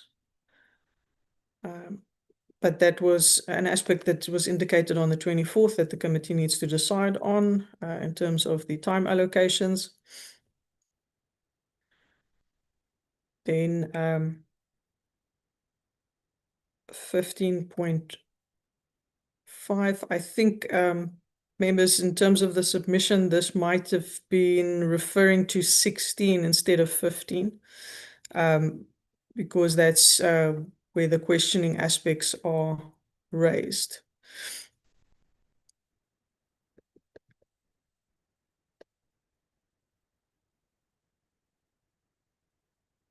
The overall proposal is that the members be provided equal time in terms of their questions. In terms of the EFF's proposal, the proposal is to remove 512 and then to amend 5.1 as indicated, and to expand on 5.12. This is where the proposal comes in, where it changes from 1 hour to 30 minutes. And then there are just some aspects here. This numbering will have to be a consequential numbering that has to change. And again, the 1 hour that was allocated there be changed to 30 minutes.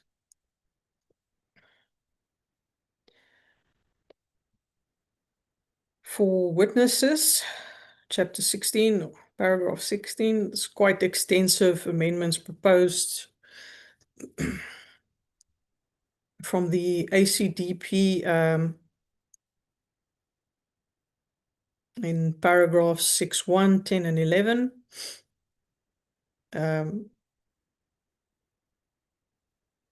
Especially linked to that provision on the president's testimony.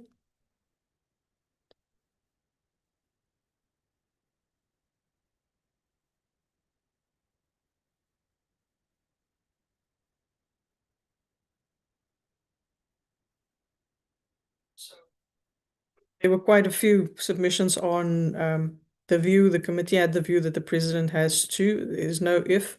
So those indications will have to flow through in this section. And that's also the indication from the members. The president must present himself. And because of that decision, the terms of reference will have to change wherever that type of reference is.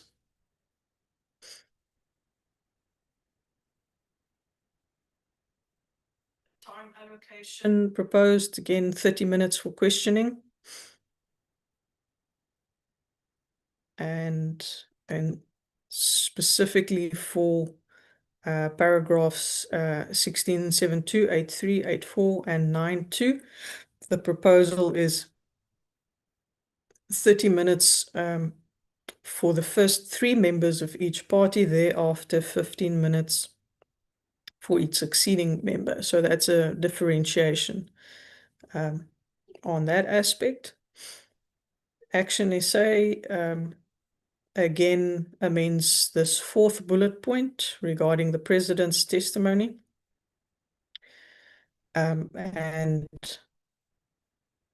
consequential to that, then 610 would have to be removed.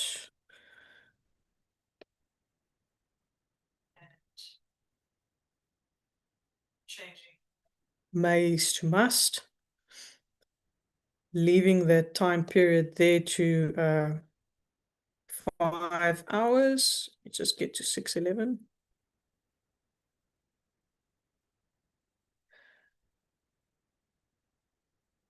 Leaving the 5 hours there, about changing in 11 to the 5 hours to 6 hours.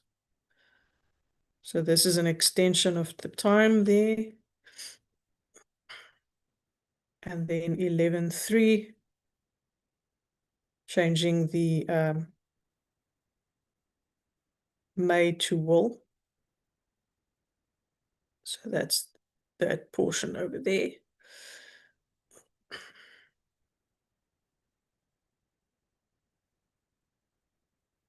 The ANC submission.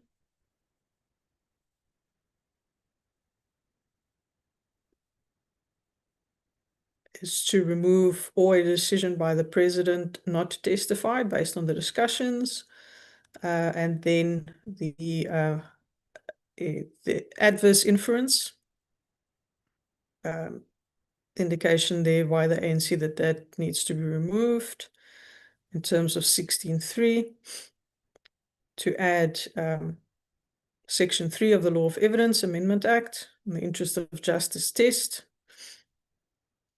And then a request there for legal advice on the decision by the president not to testify. And they support 16.7. In terms of the ATM's proposal, there's amendments proposed to 16.10 and 11. Again, that's on the president's appearance before the committee.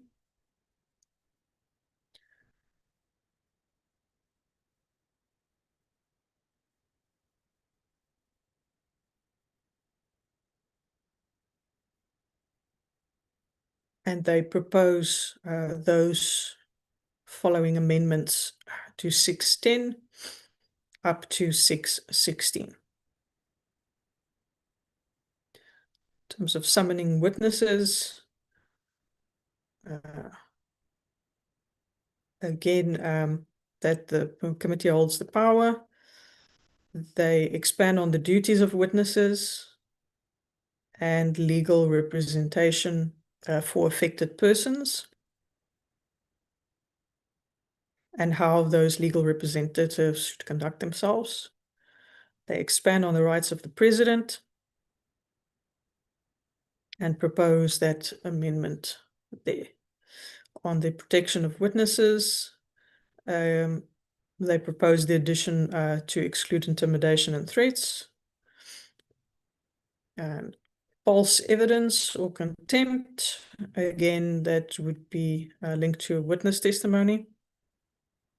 And they propose that addition there as well.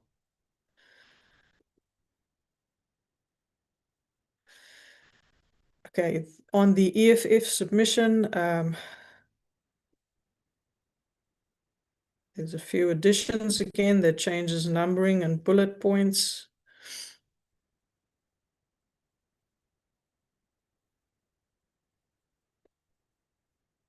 So they propose amendments to 6.1, 1.1 and 1.2.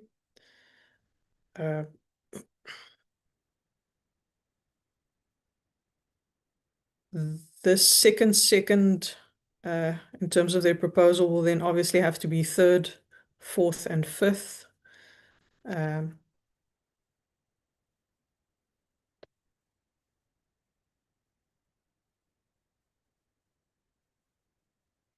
Insertion of 16.5 regarding witnesses refusing to provide documents or material required.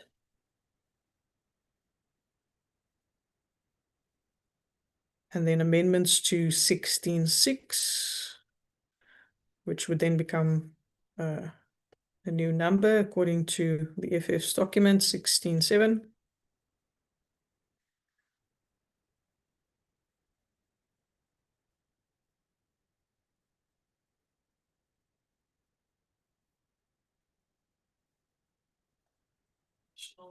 There to the old 16.7.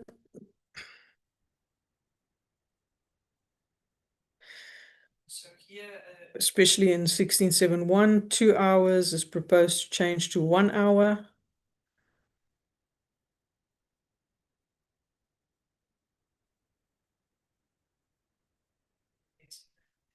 Number 4 for cross-examination and re-examination.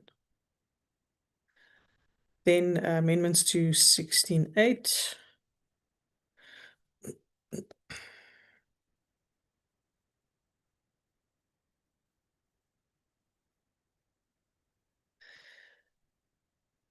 So the time in 8.2 changes from 2 to 1 hour. The rest of the timing stays the same.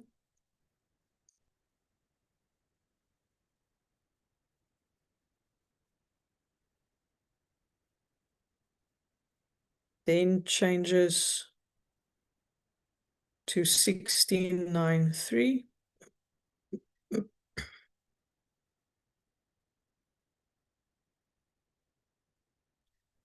Further changes to 6.10.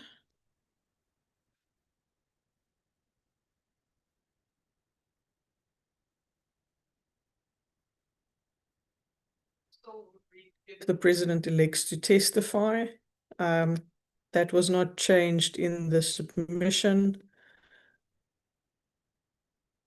There is a change there from 5 hours to 2 hours in terms of that questioning. But this change not being reflected here would be affected by the changes proposed earlier, that it would have to be consequential amendments that he has to appear before the committee. Changes to 16.11. Here's a time change from 5 hours to 2.2.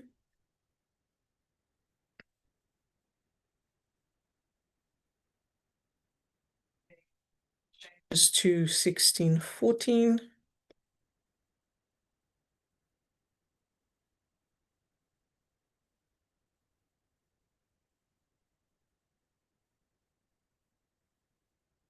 Again, that's terms of reference, paragraph amendments.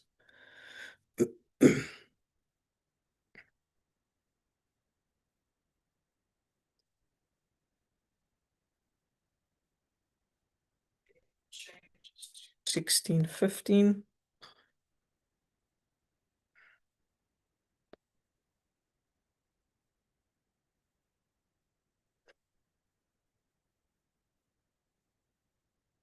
So that's section subsequent changes, cross-referencing of sections that were corrected. There's a new insertion proposed on the examination of witnesses based on section 15 of the Powers and Privileges Act. This was proposed to come after 16.17. Members will see 16.17 just outlines that there has to be cognizance of sections 15, 16, and 17 when persons appear before the committee. And the proposal is to outline and add those sections, the wording of those sections in the terms of reference.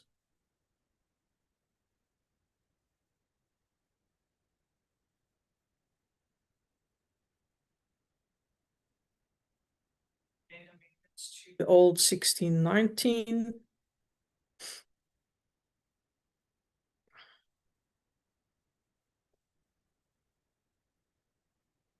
Again, in terms of reference changes there, paragraph changes. There's also changes to the wording here. Does not refer to concurrence with the speaker.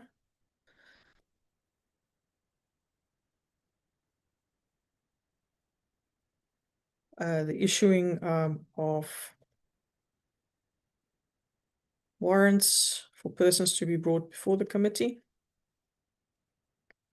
And just refers back up to the powers and privileges. Changes to 1620. There's again paragraphs in terms of reference changes.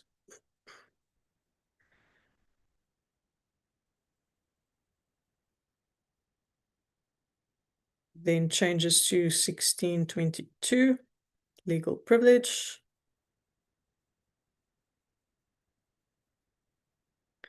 In terms of reference,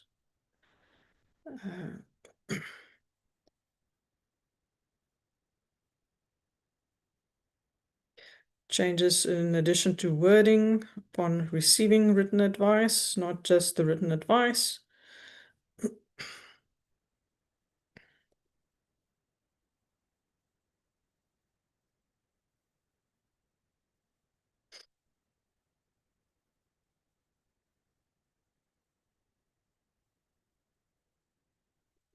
And then an addition of 1622(4) and 5 would then add to 1622. So these are new ones proposed.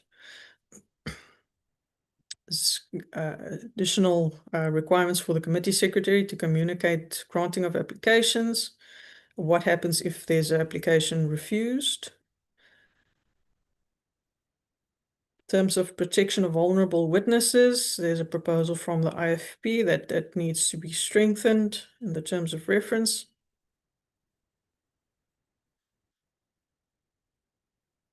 In terms of the president's participation, input made there.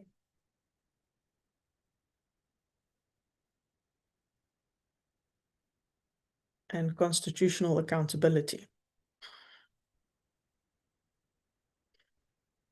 And then also that there needs to be consistency with the terms of reference.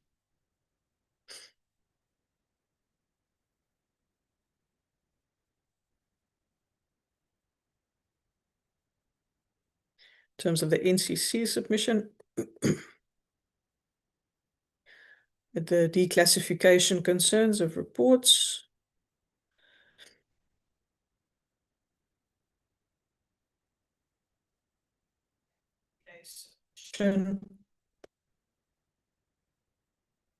On the addition of objections that may be raised to questions or documents, and that the chairperson then rule on continuation of those questions. And who gets to ask questions and how. So that's in terms of the sequence of the questioning.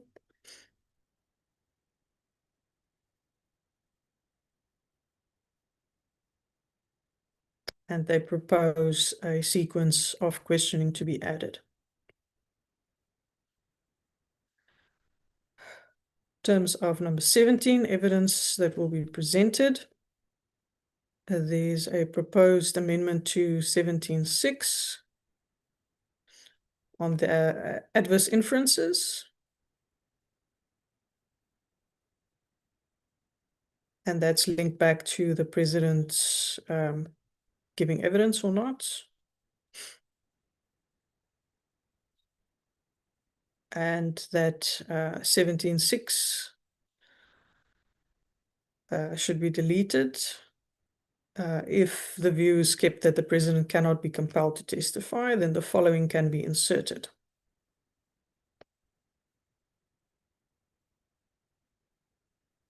With the footnotes added there. Action SA proposes the removal of 17.6. In terms of the ANC, they supported 17, and then just a question on 17.3, whether we have the capacity to produce transcriptions in a timely manner. ATM proposed additions on the rules of evidence. And what would be considered as documentary and electronic evidence, and how that evidence is assessed. So this could fall under this section, but it can also fall under the committee's report. In terms of the amendments proposed by the EFF, there's amendments to 17.3.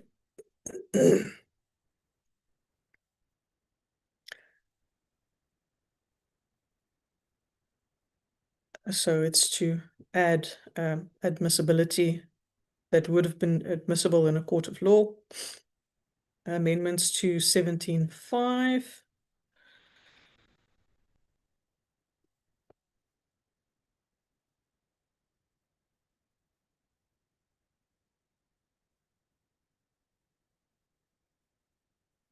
So that combines 5.1 and 5.2. They also propose the deletion of 17.6 and amendments to 17.7 regarding a number change and the removing of the word must here because it's already captured over there. So that's a editorial correction. In terms of the proposals from the NCC, that's again what constitutes sufficient evidence.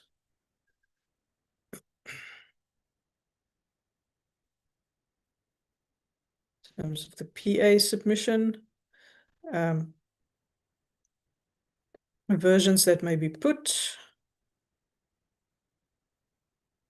to the president, and when those came in, prevent unsupported rumors being put out, how hearsay evidence and media material will be treated, and how documents will be controlled.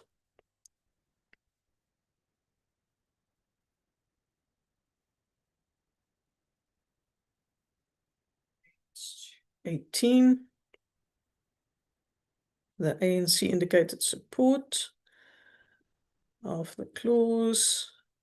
In terms of the EFF, there's some amendments proposed there.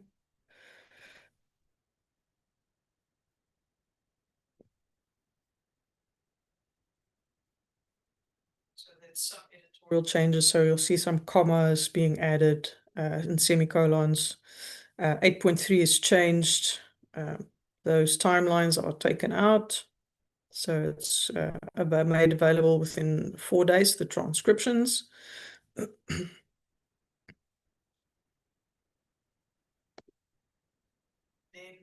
Written and oral submissions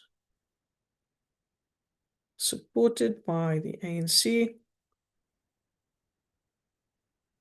And that 19.4 is very valuable and must be kept. In terms of the EFF submission,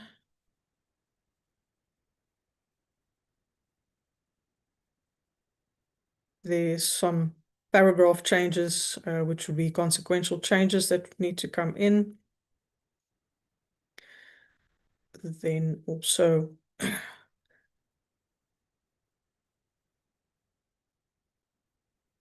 the addition here for rule 129M2 to be added. There's an insertion of a comma and semicolons, so it's editorial. corrections, amendments to 19.6 and 7.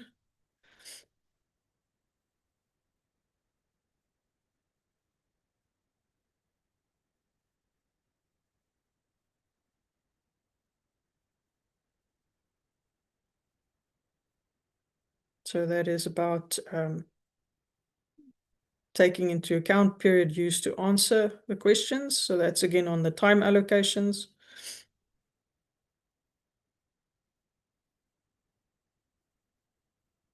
And the amendments in 19.7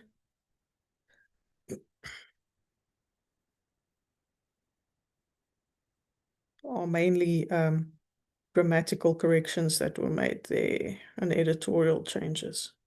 For 20, the committee deliberations and decisions.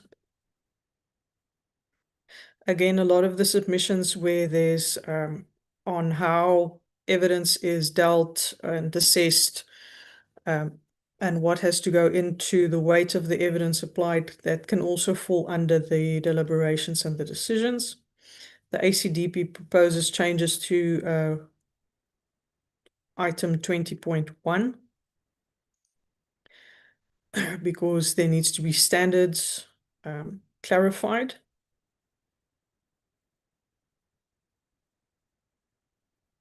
And they recommend that 20.1 be changed to read as indicated. Bold, and then also insertion of a new 20.3 in terms of the acceptance of evidence. ANC supported the section.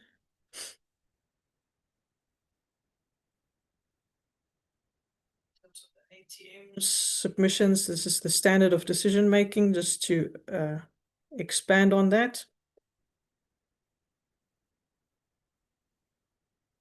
The EFF's amendments is an amendment to 20.1.1. So they've shortened it. In 20.5, there's an insertion of a the. They propose the removal of 20.6.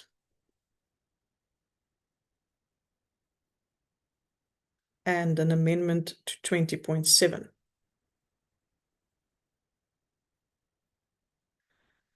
Proposal by the IFP is on the burden of proof required.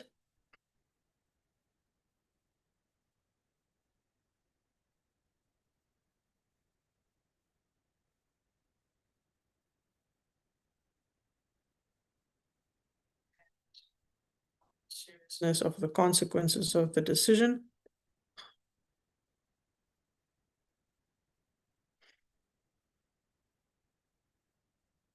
Then on the committee report, number 21, the ACDP indicating amendments to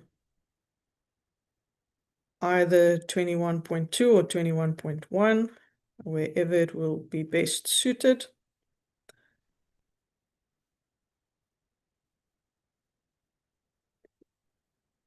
So that would be the guide for the report based on these clauses.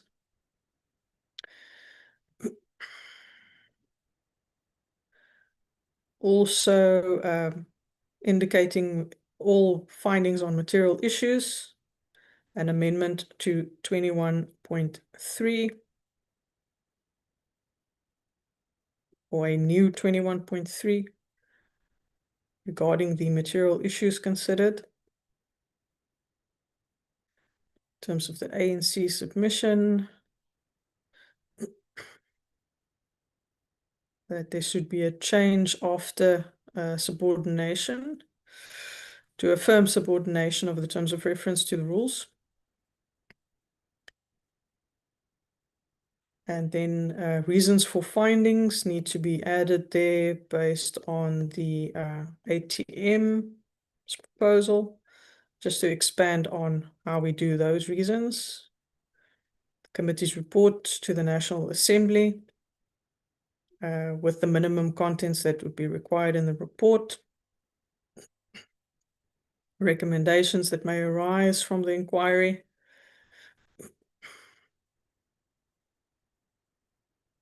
Referral of possible criminal conduct.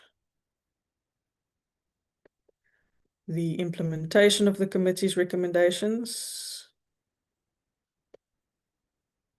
And the minority reports.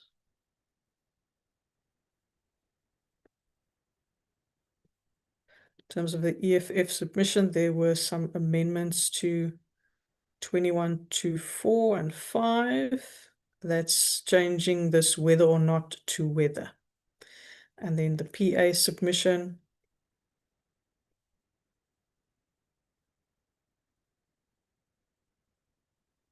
Is to propose that that section be added. Then in terms of number 22, general aspects.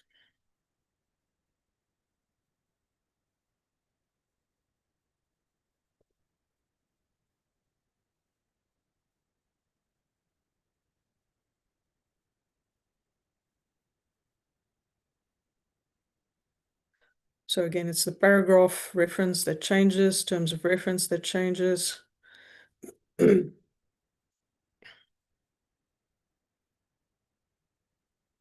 There's an addition or a removal of the and here.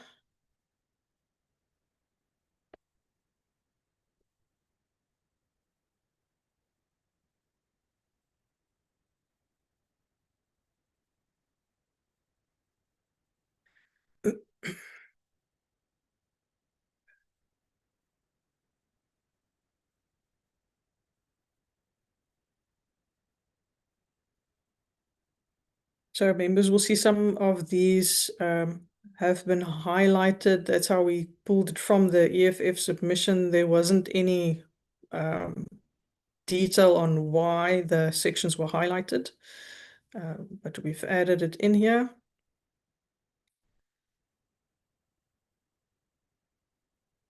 And then there's changes again to paragraph and terms of reference.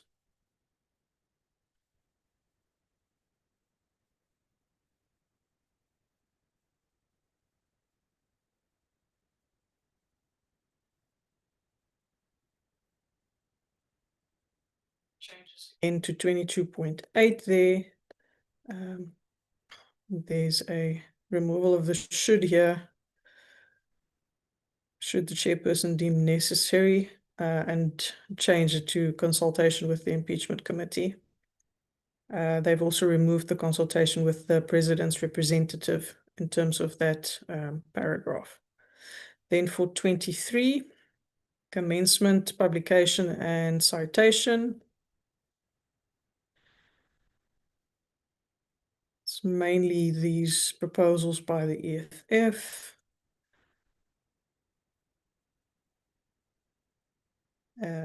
Say that it's the committee that determines, not the assembly that determines. And then the way the rules are in there to change it to terms of reference. So Chair, that is the full matrix and the submissions that were received, not reading it word for word, but general outlines for the members to consider.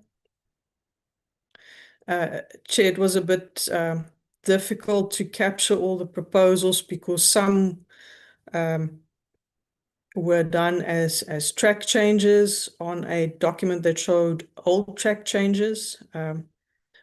Some were general comments expressed by the parties without specific reference to the paragraphs that they would like to see changed. But those are all the proposed amendments that we have received. Once we get that one, once Tim Nkosi sends me the one from the MK, I will include it in the matrix as well. And if members are going to send additional comments, we can do a final matrix document then as well, Chair. Thank you, Chair. Thanks very much, Advocate Nell. Honorable members, that's the presentation, and thanks very much for doing justice to the comments that we received. Obviously, we didn't have a standard or a template that we asked members to submit their comments in, but you have done a great job in collating and classifying the inputs that came from the political parties, and I want to thank the political parties for submission. We will include, as I said earlier, the MKP submissions and ensure that they form part of the matrix. Honorable members, that's the document thoughts and also a proposal in terms of how we move forward with this. I had made an earlier proposal that we give a general reflection and that we then move to the next level where in the political parties where there's a violent disagreement with one another, they try to find each other, and that we'll have a much cleaner vision by next week that we can consider. I put the document to yourself, members. Honorable Chairperson, I'm raising my hand. I don't think you can see it.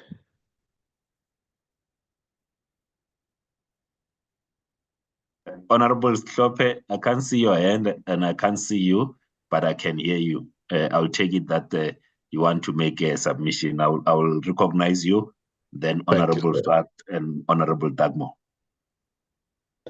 Thank you very much, Chairperson. Thank you so much, Advocate Nell, for a good presentation. It shows you started your legal career in the High Court. That's where you got your training from.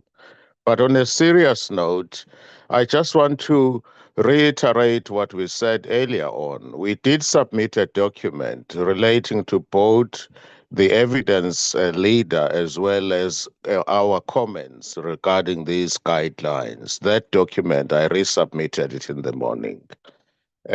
One of the things that we touched upon, no doubt, relates to what we firmly believe, i.e., the president cannot give evidence through a legal representative or an intermediary.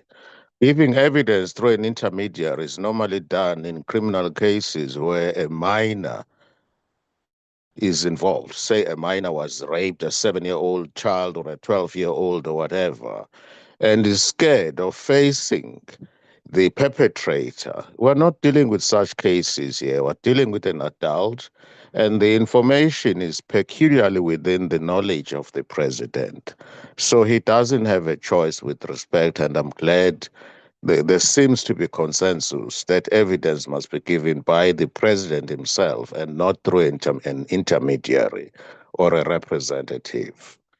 Secondly, obviously, if the president chooses not to give evidence, the law will apply its course. The law cannot be redefined by us in this committee. The law is clear. If there is a case to answer and you choose not to answer or to lead any evidence to rebut that case which you have to answer will stand because there is nothing to gainsay it. That's what we mean. In another way of putting it, that's what we mean. Adverse inference will be drawn. That case will stand because there is nothing to gainsay it. So we cannot rewrite the law with respect for purposes of this impeachment committee. In short, where there is a case to answer and the president chooses not to give evidence, that evidence will stand against him and an adverse inference can be drawn against him in the same way as it would happen in any other matters. We cannot rewrite the law for purposes of this impeachment inquiry. The other important point that I wish to make, it is for the president must give evidence first. I want us to avoid a situation whereby there is going to be ongoing debate about when the president should give evidence. The president must give the evidence first so that we know that is going to define the scope of this inquiry. That is going to tell us what it is that we're dealing with, what has been admitted or what remains in dispute. It doesn't help for us to call several witnesses to come and testify or to give evidence in respect of which that is not in dispute at all. So the moment the president has given evidence, we'll all have to reflect and say what it is that still has to be covered here. Is there a case for the president to answer? And then the sequence of witnesses will flow from there. For example, we might want somebody to come and corroborate the version of the president because it's clear that that is the evidence of the president. If there is no need for any corroboration or evidence to dispute or gainsay that which has been said by the president, and we're all happy that he has given a satisfactory account, that's the end of the inquiry. So my view is simple. We will have, this is the view of the MK party. We are firm in our submission that the president cannot give evidence through an intermediary or a representative. Secondly, he must give evidence first because that's going to define the scope of the inquiry so that we know what it is that we're dealing with. If he chooses not to give evidence, and there are witnesses who have been called by the commission to give evidence and he elects not to give evidence, surely the law will take its course. We cannot rewrite the law. Just a little bit about the standard of proof. We're obviously not dealing with a criminal case where proof is beyond any reasonable doubt. This is akin to civil proceedings where proof is on a preponderance of probabilities. I so submit. Thank you very much, Chairperson. Thank you. Thanks very much, Honorable Shope. Honorable Swart. Chairperson, thank you. I found the exercise very helpful with the metrics and to learn the other parties' proposals. And there is a large degree of convergence on a number of issues. There's a lot of detail, which I think we can probably agree. I want to support your proposal to allow an additional, I think you spoke about 48 hours for parties to make, to find each other possibly. I think Dr. Schlope has raised the critical issue, and that is the wording as presently formulated that the president can elect to give evidence, and should he, firstly, the issue of through an intermediary, which we would not support according to our document. Secondly, the issue of whether he gives evidence at all, and should he not give evidence, whether an adverse inference can be drawn from that. And the present clause says no adverse inference can be drawn, and I think that is incorrect as a matter of law. A negative inference could possibly be drawn from a lack of giving evidence, or on the other hand, as Dr. Schlope indicated, when one then balances all the evidence at the end of the day and the president chooses not to elect, then that becomes a factor, possible negative factor, when one balances on the balance of probabilities. Chairperson, I think this we need to appreciate, and that's why I made the introductory comments in my note, that this is a unique constitutional process. Whilst we draw from criminal law and civil law, and we are guided by that, this is a constitutional accountability mechanism where we apply an inquisitorial nature as to determine on an objective legal basis whether we are dealing with a delinquent president or not at the end of the day. I will give serious consideration to Dr. Schlope's suggestion about the president giving evidence first, should he elect to do so, but we would seriously argue that there should be a compulsion for the president to give evidence, or at the very least, should he elect not to give evidence, that a negative inference can be drawn. But at this stage, Chair, I just want to indicate that we support your proposal for additional time. Thank you, Chairperson. Thanks very much. Honorable Doug Moore. Thanks, Chair. Chair, as you said, just a few broad reflections. I think it's important that, when we say that we embrace the ruling of the Constitutional Court, that we should also give particular attention to the paragraphs 139, 140, and 141, which is also why we as the ANC have motivated very strongly for a two-stage process. We know that certain reports have already been compiled, and it only makes sense that that's actually where we start. And I think we need to be broadly consistent as a committee, given that the work that we're doing is informed directly by the judgment of the Constitutional Court. And also, Chair, I think what was useful in regard to your response earlier in the meeting, we should be very clear that what we're talking about here is a narrow inquiry specifically into the resolution, the motion and the charges that were contained in that motion moved at that stage by Honourable Zungula. It's not about anything else. That is the motion that went to Parliament. It's the subject of a panel report investigation.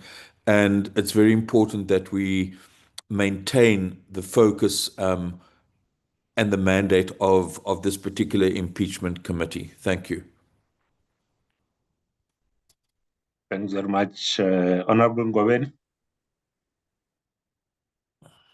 Thank you, Chairperson.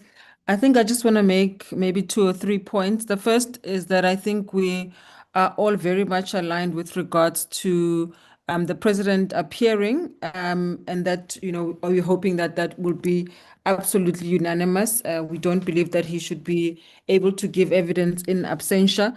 We also agree with the negative inference suggestion that has been made previously. We absolutely agree with that. And then we also want just to say that the entities that are suggested to be able to give or to be able to inform our process, we shouldn't be limited to those. Wherever we can find evidence, we should be able to do that as a committee.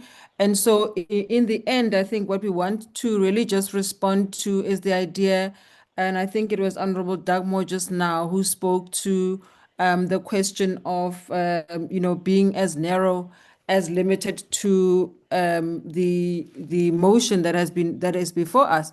However, narrow should not mean that the scope of it is only limited, that it doesn't encapsulate what we want to find, because ultimately what we want is to be able to assist the committee to discover the truth around what absolutely happened at Phala, and that should be expressly what we hope to do in this particular committee. I also want to say the suggested entities, I think we spoke to this earlier on, should just inform our work and not necessarily limit to those particular entities that have been referred to in the terms of reference. And I think that we should absolutely broaden those. And then finally, I want to say that I think we'll agree with the additional time that, perhaps be in line with the 48-hour submission that we are making with regards to the evidence leader. Thanks, Chair. Thanks very much, Honorable Mahlaule. Thank you very much, Chairperson. I think the framework, the matrix, gives an opportunity now for parties to engage in a very sober way to find each other, because as and when you go through it, you can tell that there are many areas of convergence, and I think it paves the way to engage and find each other. Chair, I want to align with your earlier submission on how you want to deal with that and give parties some time to really interrogate the submissions and engage with each other. Where they find each other, they do. I just want to point something, Chair, that is of a concern to me. I find it not useful, and I'm not saying it's not allowed. but how it became maybe a problem moving forward on how the committee conducts its business. There is a certain paragraph, I can't remember which paragraph here, your legal people will look at it. NCC made a submission, and already in their submission, they say the submission of the ANC is in this manner and that manner. We don't agree with it. One wonders where did they get that submission for them to not put their submission forward, but look at somebody's submission and start talking about it.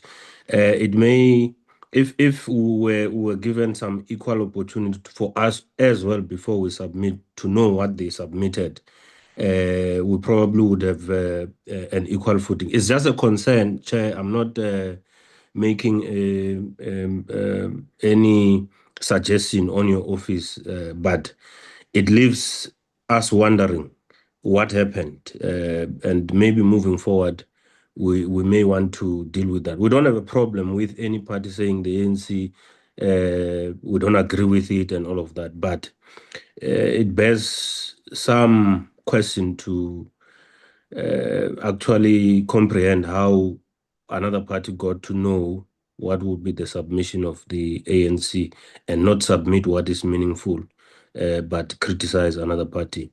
Thank you very much, Chair. Thanks very much, Honorable Mahlaule. I'll respond after, because that's a serious concern as well. Honorable Daniels. Thank you, Chairperson. Chairperson, a right is not a duty. And we believe that the president cannot be compelled to testify. His participation is a right to be heard, not a duty to give evidence. And non-testimony should not have an adverse inference because it can't be weighed against the president when we consider the duty and the right aspect that I've mentioned. Chairperson, Rule 129M1 provides that the impeachment committee must proceed to establish the veracity and, where required, the seriousness of the charges and the report to the assembly thereon. Now, the question that I have, Chairperson, is if the committee must establish veracity and seriousness, may the president be required to answer before the evidence relied upon against him has been identified, presented, or closed? I don't believe it is the case, Chairperson. The president has a right to answer a case that has first been properly presented. He should not be required to disprove an unformulated, shifting, or hearsay-based case. So, Chairperson, you know, we must consider proposals that the evidence leader must first present the evidence upon which the committee is asked to rely in relation to each charge. The president must be provided with a final issue list, such as evidence bundle, witness statements and summaries, expert material, and any adverse material relied upon before he is called upon to answer, Chairperson. The president is not required to answer an allegation, version, or proposition that has not first been placed before the committee as evidence and identified as material relied upon against him. Because, Chairperson, we must consider that this entire sequence is not a technical indulgence. It's a practical content of procedural fairness, simply because a person answers evidence and not suspicion, Chairperson. And it's on that strength that I base what I've just said, Chairperson, for your consideration. And there's so much more to consider. Having perused each party's input, that I appreciate the fact that we are going to come back to have a bite at this in a more effective and diligent way. Thanks, Chair. Thanks very much. Honorable Zungula.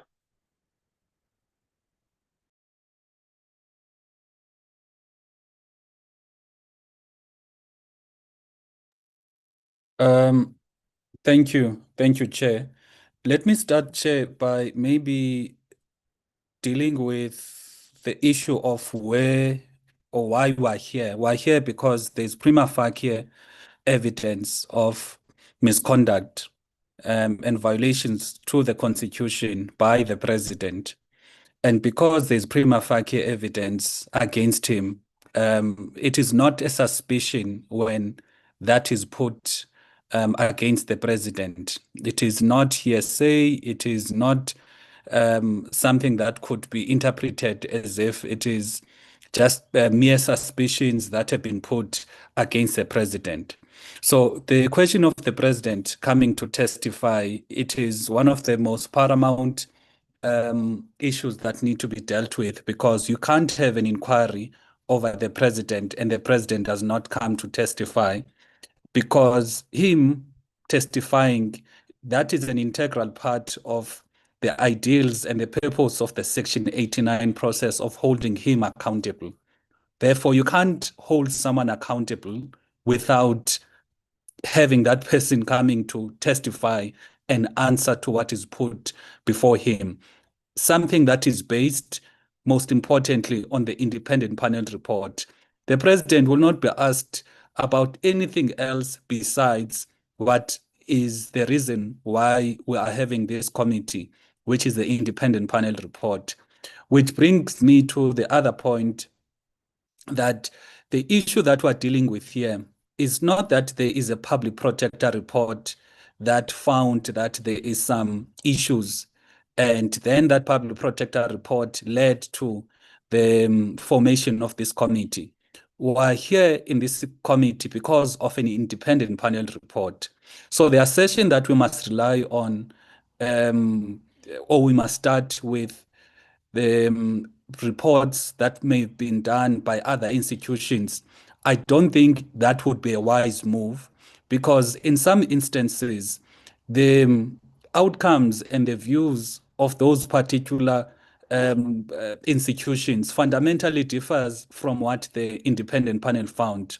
For instance, the public protector's version of paid work is different from the independent panel's version of paid work. So how can then you bring the public protector on her version of paid work to come and testify as a basis, whereas the issue here, we are dealing with an issue of the independent panel report. So no reliance when it comes to when we are starting must be placed on those particular institutions. Reliance must be placed on the independent panel report, as it is a basis of the impeachment committee. That's why even the court judgment is very clear that the independent panel report, according to paragraph 139, the impeachment committee must proceed up until until the report is set aside. That judgment says nothing about SARS, the Reserve Bank, or anything else. And then the other issue is that we are in a full-blown trial as we speak, Chair. It's not like we are going to start another process that will lead to another process. This is a full-blown trial. Therefore, we can't say we're going to be listening to these particular institutions to make a determination if we can have another step. The step that we're in now is a full-blown trial.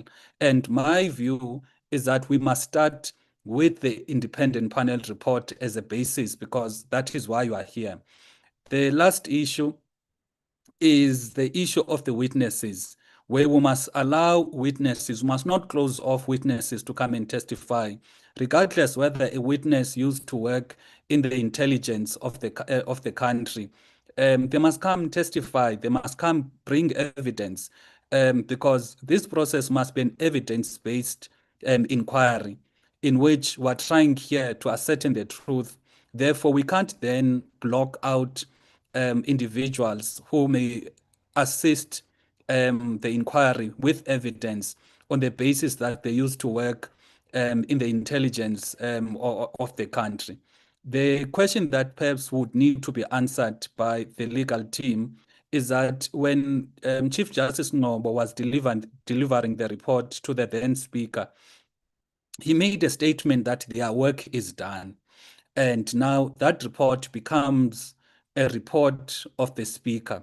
Now, in the case whereby, as a point of departure, as it has been proposed, that the independent panel must come and table the report, how would that look like if the authors of the report are of the view that their work was done the minute they handed over the report? And even in the litigation that is currently happening, the assertion is very clear that abangeni ndawo. So what then would be the way to deal with that in terms of ensuring that we get their view, their wisdom, and their understanding which led to that report with those conclusions, and at the same time deal with the question of can they come testify or can they come to table their report? Thank you. Thank you very much, Honorable Litchfield Chabalala. Thank you, Chair. After this, I will excuse myself. Honorable Zungula has covered me on the legal technicalities that govern this, and I'm glad I'm speaking after him. So I will do what is done in the military, where a junior speaks to a senior and they say permission to speak freely. So can I speak freely? We are very busy, GNU. This is an election year. If you are calling us here to come and talk to the Sudanese businessman, to the immigration officer who let such a huge sum of money pass through our borders, or to a bank that allowed this man to withdraw such a large sum of money, you can't even withdraw dollars directly in this country. You want us to talk to the workers at Palapala Farm, every one of them talking about the president, but the president is not appearing. You are really wasting our time. I say again, it's an election year.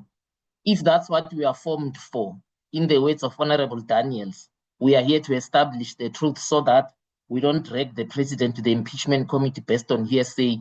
But you want us to conduct that process precisely based on hearsay, because all of those people will be talking about him, but he's not appearing. So honestly, I beg, or so say Nigerians, GNU, don't push us to a corner where, as some of us in opposition have to come into boardrooms and say, do we really want to be part of this impeachment committee, or do we just leave it as a GNU process? You can't waste our time this way, not this year when it's an election year.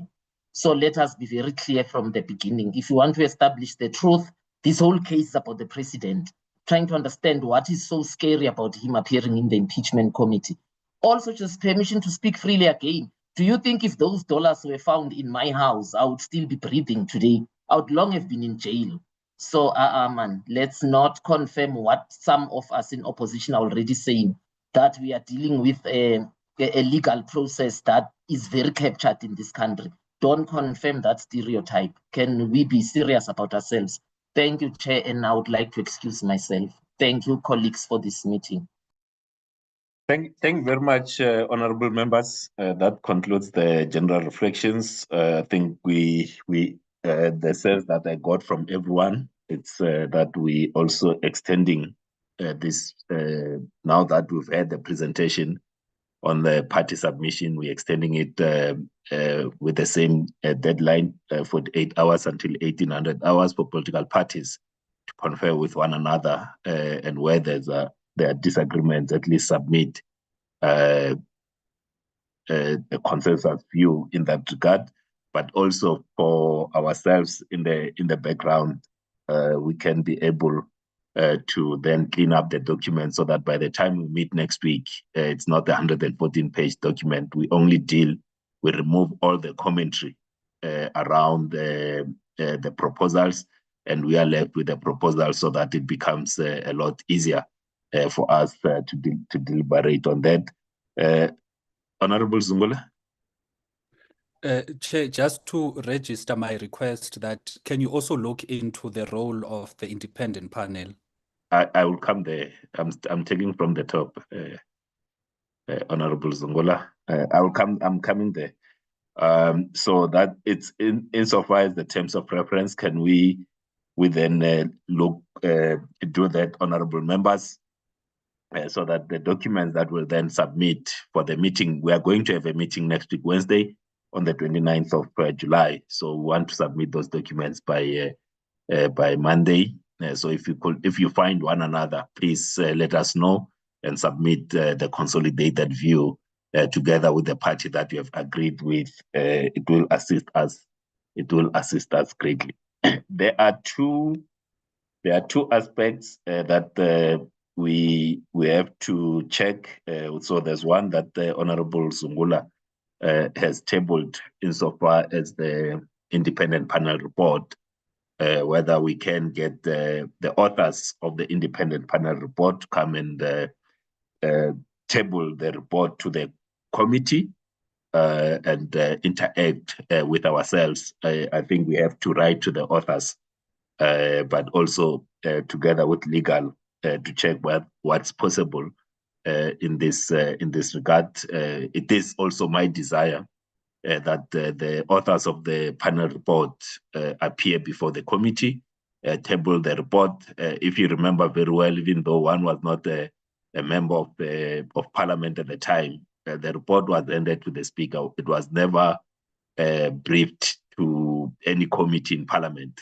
So this is the committee that's supposed to be briefed on it, taken through it, all the considerations of the evidence and how the panel arrived at its decision. I think we can all benefit from that, and we'll ask legal to then deal with that issue. I was listening, honorable members, to the input first that was given by Honorable Shope, and then the subsequent inputs insofar as the president's appearing or testifying before the committee. And there's I think for me it leaves a bit of a legal question that I would like to ask legal, if at all, if they can assist, whether we can compel the president to testify, and if he doesn't, what does that what will that mean for the committee? Because I think there's that issue around the negative inference that might have to be made in that regard, because so that we are on the right side of the law. I know that we might have our desires as members. We also don't want the rules themselves to be challenged if someone chooses not to testify and believe that there's no case to answer. And also in terms of what Honorable Shope have proposed, that the president testifies or gives his version or appears before the committee first.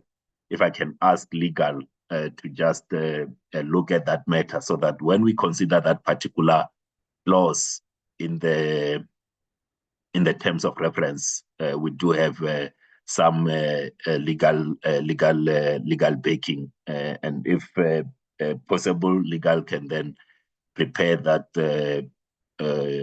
briefing to the committee for next week Wednesday, insofar as the president is concerned, and also looking also in other, they will use the case law and other jurisdictions where impeachment processes will have taken place. Will that cover us members, so that by the time we discuss this particular matter, because it was also a matter that we discussed last time we met in June, that legal can go a little bit deeper to help us get to a decision on this particular topic. Can we agree to that, members? Yes, agreed, Chairperson. Thank you. Agreed from my side. Thank you. Thank you very much. Very progressive, Chairperson. Thank you very much. Thank you very much. Thank you very much, members. Insofar as this item is concerned, the decisions that we are taking is that firstly, we are giving political parties 48 hours, so until Friday, 1800 hours, to confer or lobby each other on clauses that they are differing with, and then to submit to us the agreed position so that we can clean up the metrics for the meeting on the 29th. That's the first one. The second one is that together with legal, we are going to write to the authors of the independent panel report to ask them to in terms of the availability to present the panel to the report to the committee. So that's the second one. And then the third one, it's for legal to assist us insofar as the appearance of the president, or if the president might choose not to testify, what are the options that are available to the committee so that those two clauses in the terms of reference are properly clarified. So these are the three decisions insofar as this item is concerned. Honorable Dagmo, did I leave something out that you said?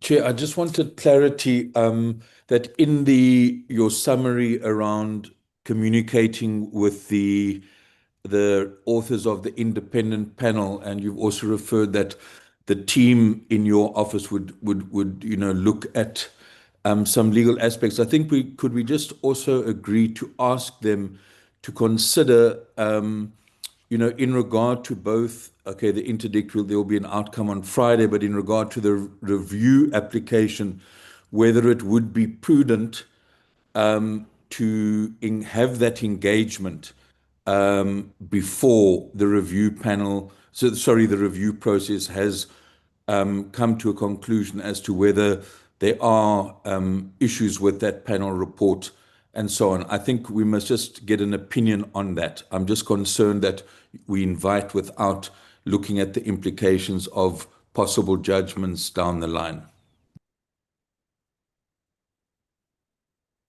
I see two hands, Honorable Mauto and Honorable Zungula. No, thank you, Chair. We didn't want to engage now because you said we were going to engage as political parties and then come sit next week. But now we are forced to speak because we see that you are already moving.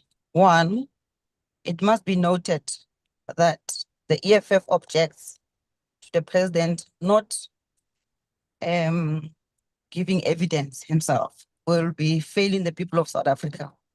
Will be failing ourselves, will be failing in our duties to hold the executive to account.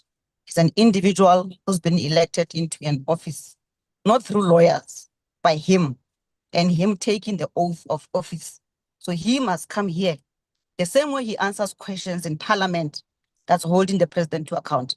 He is now compelled, not even by Parliament, by the Constitutional Court, to come and be held accountable here. There were no lawyers when he took an oath of office. There were no lawyers when we were electing him. So we vehemently disagree with any notion that the president should speak through lawyers. That's number one. Number two, Chair, the Constitutional Court is very clear. This matter, this report, independent panel report, must be referred to the impeachment committee. There's no legal opinion that you need to seek in relation to the review application tabled by the president. We're continuing until such time that the report is set aside by a competent court of law.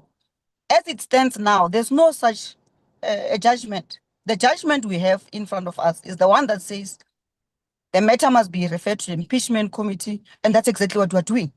So I oppose the proposal that says go and seek legal opinion. We don't have money.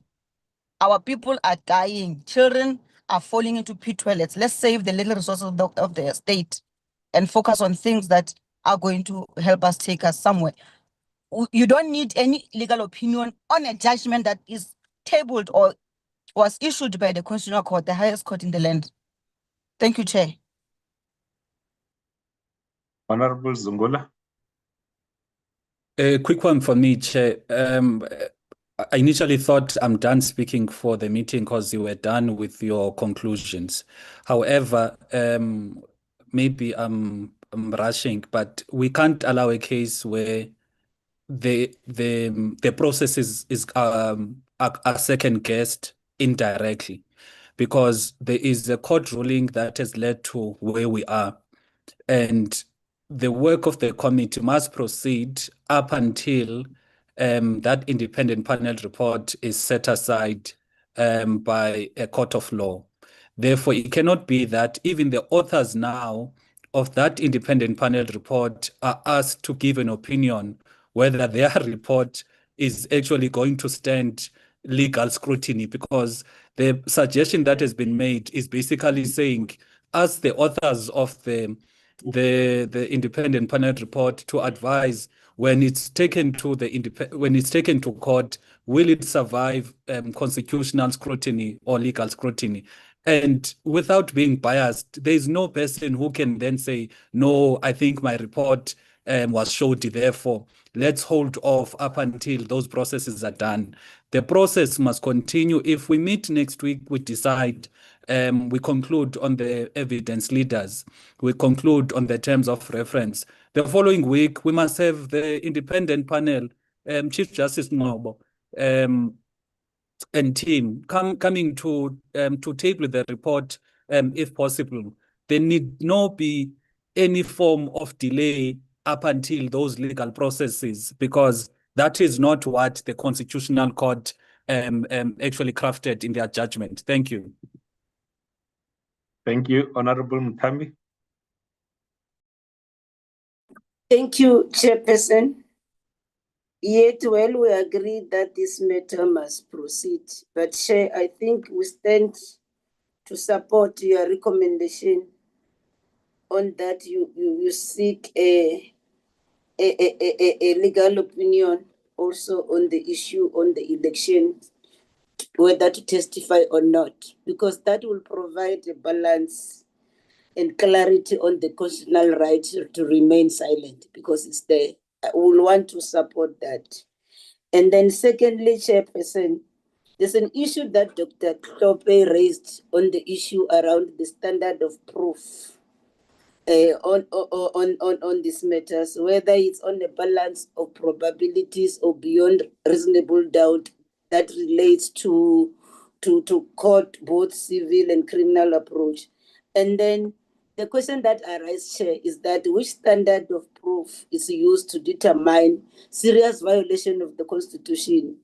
And the Constitution at the same time does not define it or its actual threshold. That's why it will be important for you, Chairperson, as we proceed, when we move towards, you also seek a legal opinion to that. But we support that matters that you said you must seek legal opinion. Thank you, Chair. Thank you very much. Thank you very much, members. Just so that we are clear, and I'll start, Honorable Zungula, to say that what you had asked was that you want us to then ask legal, not that we are going to an external counsel and so forth. There are legal advisors to this committee. The first point of call for us, or for myself as the chairperson, is the legal advisors to the committee that then looks at this matter. So you had said, Honorable Zungula, that the panel had said that they say their work is done.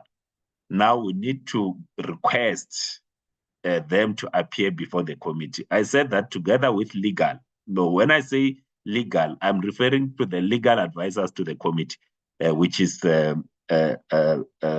Suen Isaac and Mr. Michael Prince in the first instance. So we are not going to spend any extra money because they are the employees of Parliament. In the first instance, they are going to advise on the question that you asked, whether we can call them, and then if we then say we can call them, then we write a letter asking them to come and appear before the committee, like we do with any person that we would like to appear before the committees of Parliament. That's what we're going to do.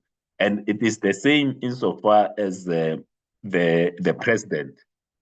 The first instance, we look at the legal advisors, they give the legal advice. If the legal advice from the legal advisors of the committee, it's of says that no, this particular matter requires an external person to give an opinion, that matter will be brought to the committee. But what you will have will be from within the legal unit in Parliament. I'm not one to just quickly rush to an external senior counsel and so forth to try to get legal advice. In the first instance, we use the legal advice in that regard. And it's important for us to also be informed of whatever recourse that it's available to us in a case where, let's say, either the president in this particular instance says that is not compelled to testify before the committee, so that the committee,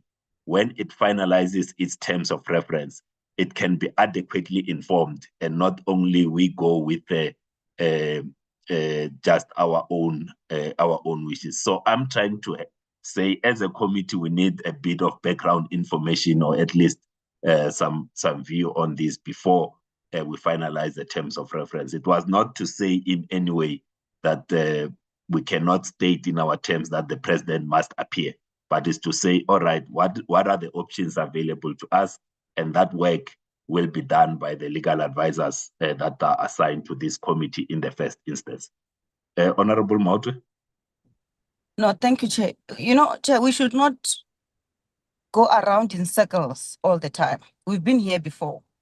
There was a full impeachment, that process that was taken by Parliament for Advocate Busisiwe Mkhwebane.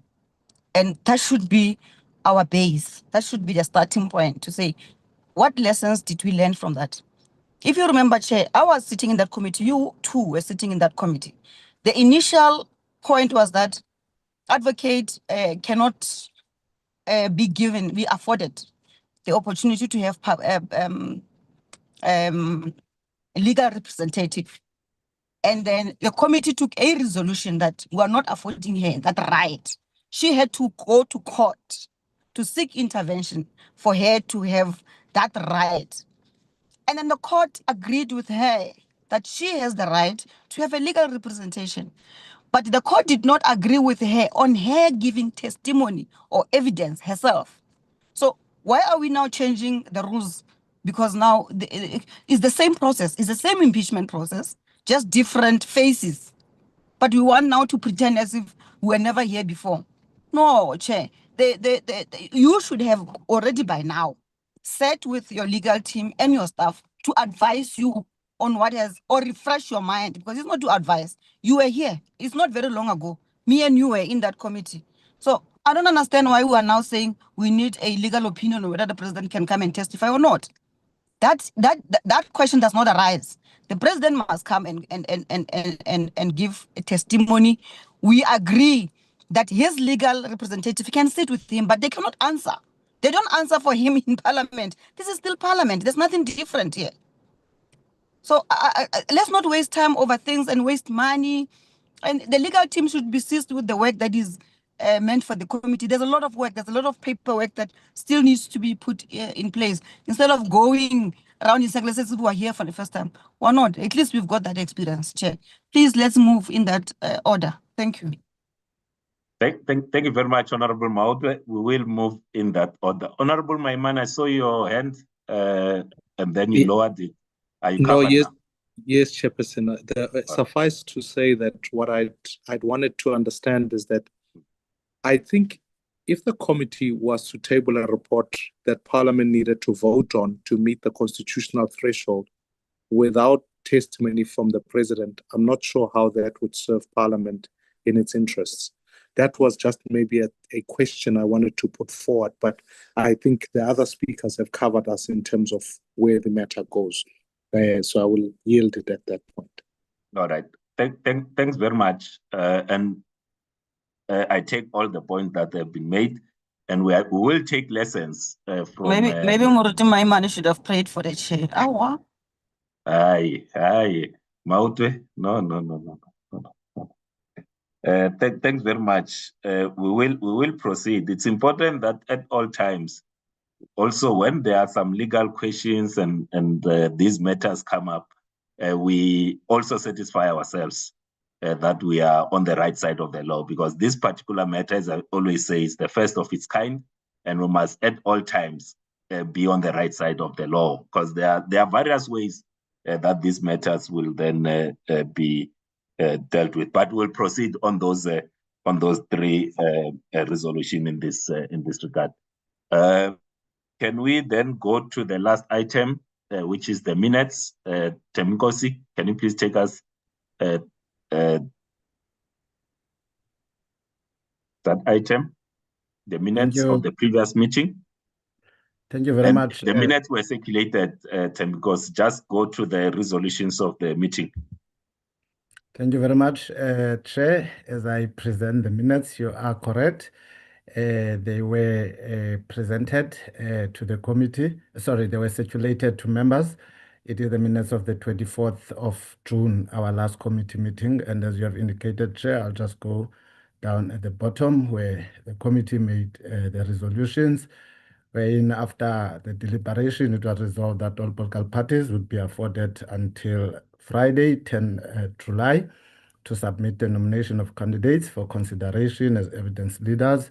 The same resolution was made in relation to the TORs, and was also indicated that the committee secretariat should provide members with a list of all parliamentary support staff supporting the committee together with their respective roles.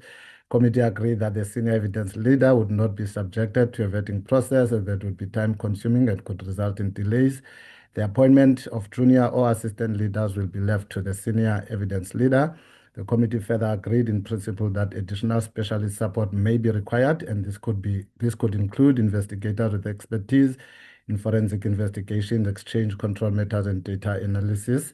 And the last one, Chair, was the draft directive which was presented outlining the appointment of the evidence leader was adopted with an amendment on the appointment of junior evidence leaders. And then we adopted the minutes of the previous committee meeting, Chair. And also, Chair, as you will be moving for the adoption, I think there's two important issues that you might want to address. One relating to the concern that was raised by Mr. Mahlaule, and the other one relating to the document that would have been submitted by MKP. Thank you very much, Chair. Thank you very much. I will deal with that issue after we have gone through the minutes. Are there any corrections to the minutes, honorable members?